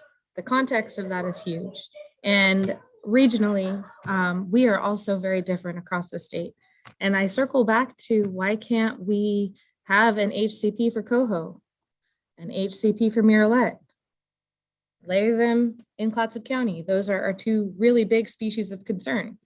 If red treacle gets listed, let's circle back, create an HCP for them. I just feel like we're jumping out of the gates with all of our cards on the table and no ability to scale back, versus approaching this as regionally and adhering to, you know, local concerns, even local water concerns, and taking all of that into account and saying, okay, so this is what this region needs. This is what that region needs. This whole treating the state as one giant Happy Meal is not it's not conducive to serving the needs of the individual communities. And the individuality that we have across the landscape. And so I circle back to, you know, I don't disagree with the philosophy of an HCP and for the protections that it provides. It doesn't have to look like we're all like throwing all the kitchen sink in and saying we've done everything. I just don't agree with that mentality, especially since the kitchen sink has so much uncertainty to it. Let's do the certain things. We need something for Miralettes. We need something for Coho. Those are our certainties here in Clatsop County, and I can only speak for my county. I don't know the landscape as well and the areas as well southerly of me, but those are our species of concern. We don't need the entire kitchen sink. So I guess I don't disagree with Chair Kelly in that. Like, and I also don't agree with the other gentleman that was talking about how the locations and landscapes, the context is huge. Like the differences across the state, it's huge. So I have more questions, but I'll let somebody else chat. Board member Agpawa. Oh, and it looks like you're on mute. I am mute. Thank you. Thanks, Sylvia.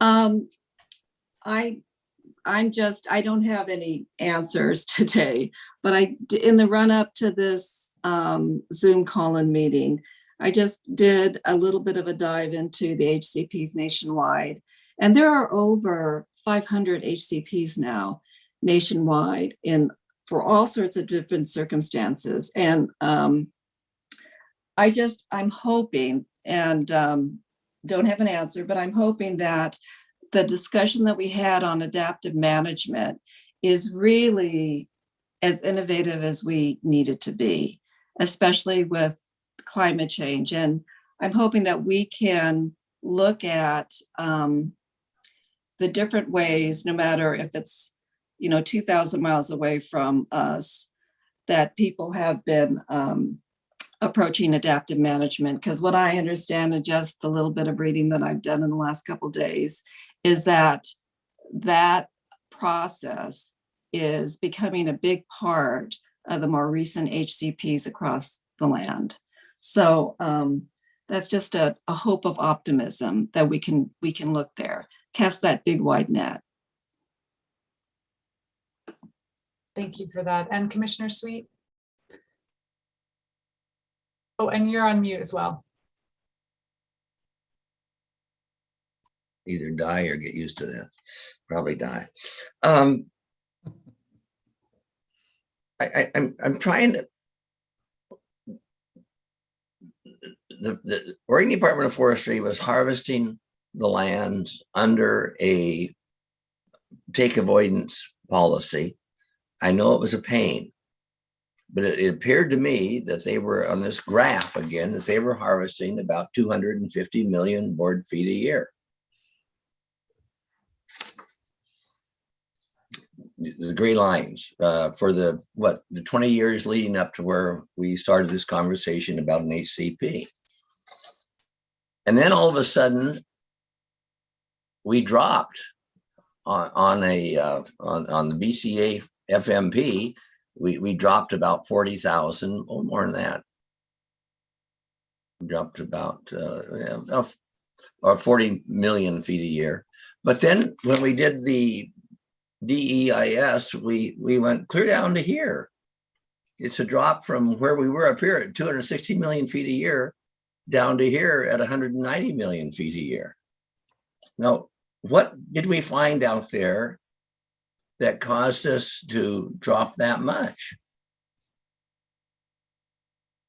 You know, we didn't find, we were looking for birds up here. We didn't find them. Just what did we find that caused us to go down so much? Thanks, Commissioner Sweet. And I know we primarily want to focus on conversation here, but Denny, is there a quick response to that from? Well, we're trying to find a way out of this, and this is, absolutely, is one of these graph lines inaccurate? What assumptions did we base this huge reduction in harvest on? So I can, my next question actually addresses what Commissioner Sweet is asking. And my guess, Commissioner Sweet, is that it's because the no action data was based upon habitat equaling occupancy, not the actual current ratio that's on the landscape. I want to, yeah, I think, I don't know.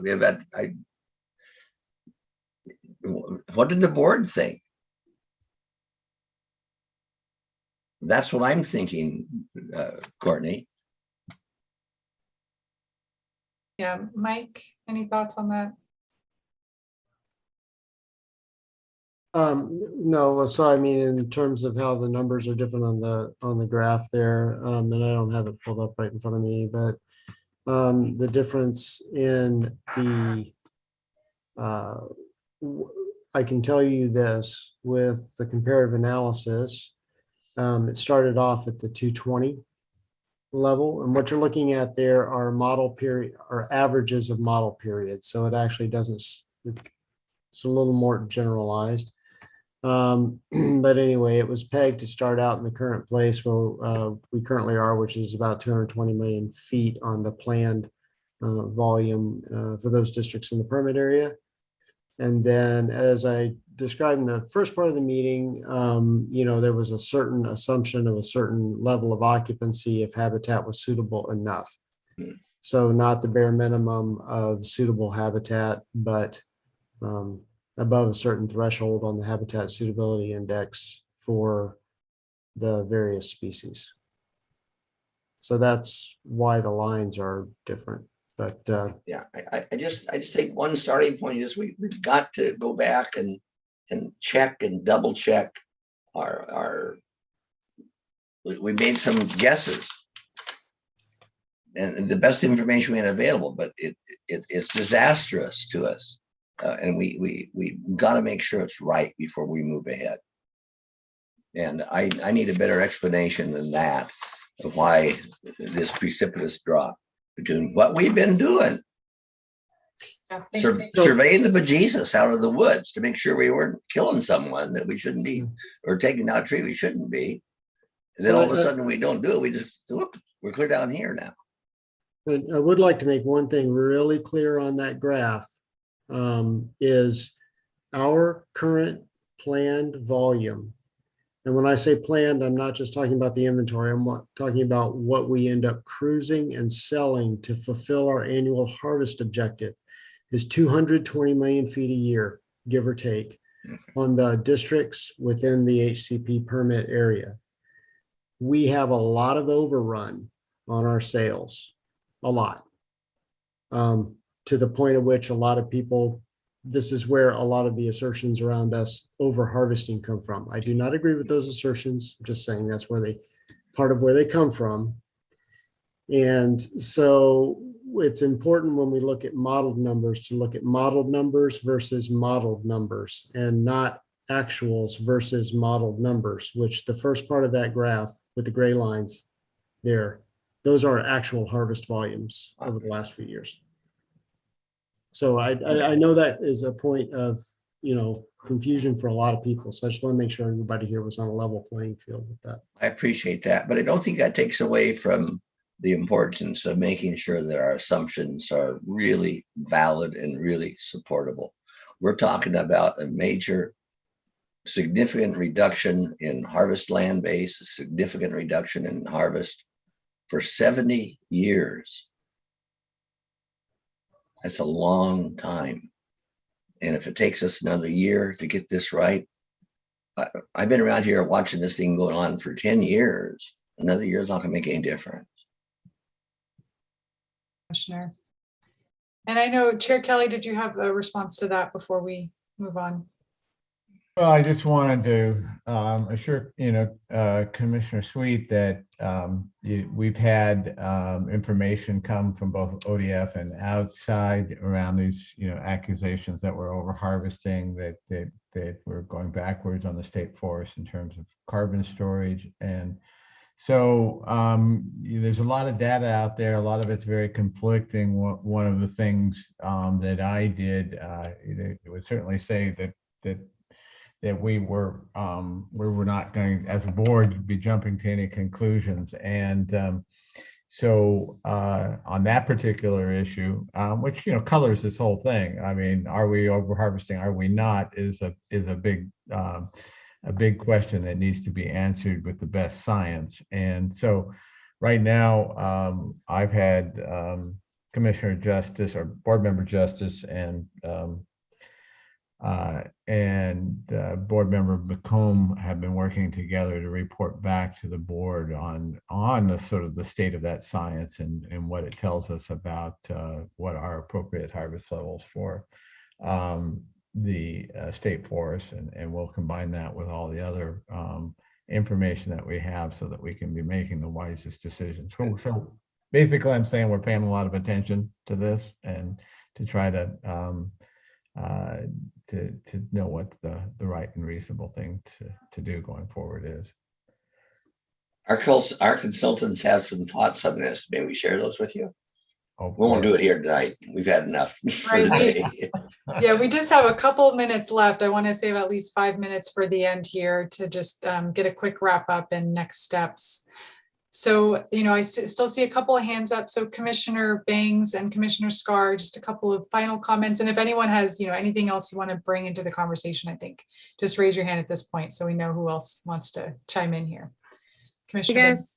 I guess the biggest thing that I wish would come from this evening is the request for sidebars. We know that our no action data or no action plan is the worst case scenario. And so part of me really wants to see what is state land's potential? What is the best case scenario so that we actually have a full range to be looking at when we're having this discussion. Because if you gave somebody their worst case scenario regarding the salary that they could potentially earn, it's never good. But if you gave them a range and things could be compared to the potential of a best case scenario also, then maybe we will be able to find a nice average. I feel like if the HCP is the best plan, once we find what our best case scenario is, it'll all come out in the wash. It'll be visual. We will be able to either A, see it, or B, hopefully go a different direction. And I had another question, but it just has to do with the sequestration that was discussed early on in your guys' meeting tonight. Does the sequestration graph take into account harvested timber that's been turned into boards and is basically being continued to sequester? Or is it just addressing what is on the landscape, I guess? Because I feel like when we have harvest, it goes in a cycle. We sequester, it goes into boards, it continues to be sequestered, we grow more, we sequester. And so I just didn't know what scenario you were working off of in regards to sequestering carbon. And then the very last thing I wanted to circle back to was we are very, we are very much in the need for wiggle room when it comes to future planning. We have a lot of natural disasters that occur. The 2007 storm is our most recent one, but wildfire is also a huge concern for us, and especially with so much on the landscape. And so the ability to be able to change, Commissioner Scar talked about buckets and where do all the buckets go or what goes in what bucket. It just, to be able to wiggle, I really struggle with being locked into a plan where if we lose habitat acres, we're locked into giving habitat acres from somewhere else. And so basically it would be, this burns, but then we're locked into providing habitat. So it's concerning. So thank you. Thank you. And Commissioner Scar and then Tucker. Sure. Thank you. I would like to actually circle back to what board member, I'm going to call her Liz because I'm not going to try to destroy her last name, was talking about in relation to the adaptive management plan and the importance of really understanding what that's going to allow and not allow. No offense to anyone here with the federal government, but there's not a whole lot of trust right now in federal agencies. Tillamook County is in a fight of our life over a current biological opinion that could absolutely destroy a number of industries in our community. And we have worked our tails off to try to educate and advocate and work with our federal folks to no avail at this point. So it's that piece that says, if we are going to turn the opportunity to make changes over to rules set by the federal government, which is what I would understand here the NEPA process and all of that is doing, right? They're saying, yes, we agree, but you're going to have to do what we say. Let's really make sure that we have done what Liz has recommended, and let's get really deep into that adaptive management piece of this. And I think that some of what we're expressing is that piece, which says if you're going to give it away for 70 years to the federal government to basically make the decisions, we don't agree. That's absolutely, overreach by all means. But if there is a way that we can do this together, whether it's Commissioner Bang's layering, which says this particular species is in trouble in this particular space, and we're only going to give the federal government that much control, or if it is a really, really well-developed adaptive management plan that we can feel comfortable with. But if we're trying to find a way forward, it is recognizing that we still have to have voice, we still have to have the ability to influence, and we have to have the ability to represent and make sure our communities are just as well protected as these species going forward. So thank you. Thank you. And Commissioner Tucker. So I would just wanted to thank Chair Kelly for having us together today, because for me, one of my biggest frustrations has been the lack of communication between the Board of Forestry and this advisory council. Our proposed HCP model didn't make it through, and I don't still understand why it didn't. Our concerns about the HCP in general has not, I don't think, been heard, but at least we had a chance today to talk. And I'd ask that we look at how we can work together, because we still feel a strong tie to these lands, and these lands have a strong tie to our economy, our budgets, our communities. And as I watch a bank leave a town because the mill is shut, that means every business in that town now has to drive an hour plus a day to get to a bank. So every single business now has to take one employee out of their workload every single day or every other day to now go banking versus walking down the street to the bank. It really, really hurts. And it's critical to me that we somehow have this to be a success.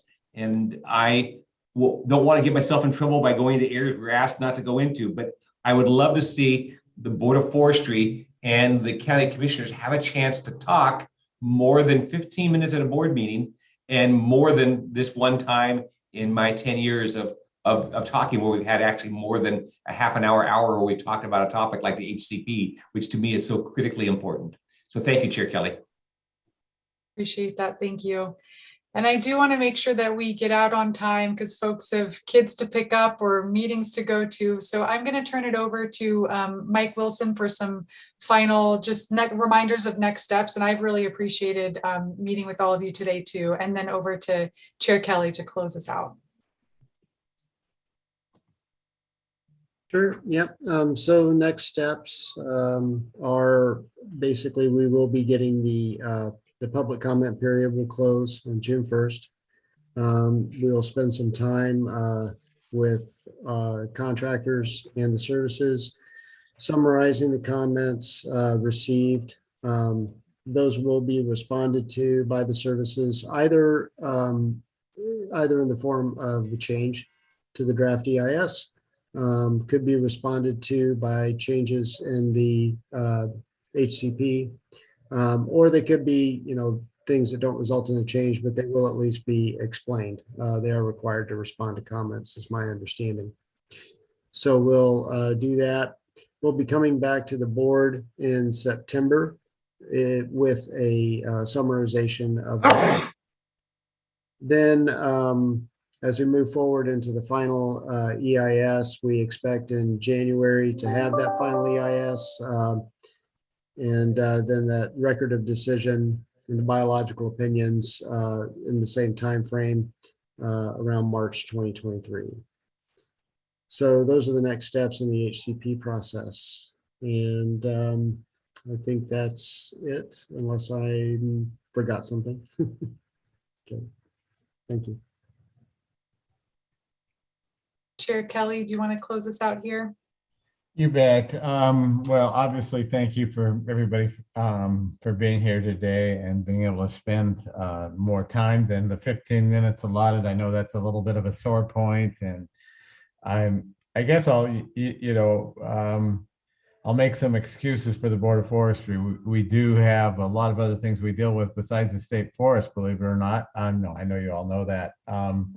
But there's been such demands for special meetings as well as these Zoom meetings that we've all endured from 8 till 5 o'clock and on. And as Hillary can attest, there's a lot of pressure to get on our agenda and all of that. And yes, you should have more than 15 minutes. And I'm sorry it's been so limited, but these are the things we deal with. So anyhow, I'm glad that we had this opportunity for a little more time, and thankful to all of you for your time, and to the agencies and to Mike and the rest of the ODF staff.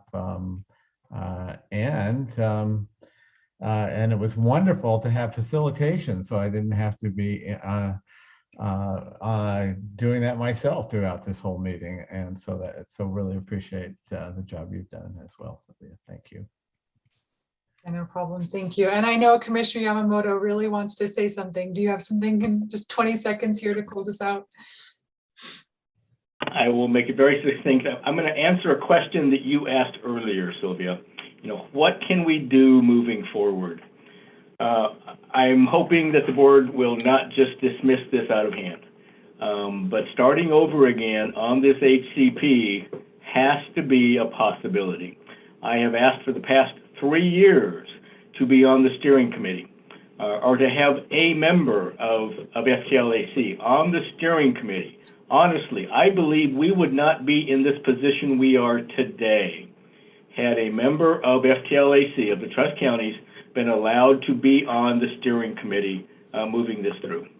So again, I know that's not a palatable situation, but I'm hoping that the board just doesn't dismiss this solution out of hand. Thank you. Thank you, Commissioner. All right. Well, thank you everyone for all of your time today, and see you all another time. Take care. Thank you all as well. Bye. Thank you for the conversation.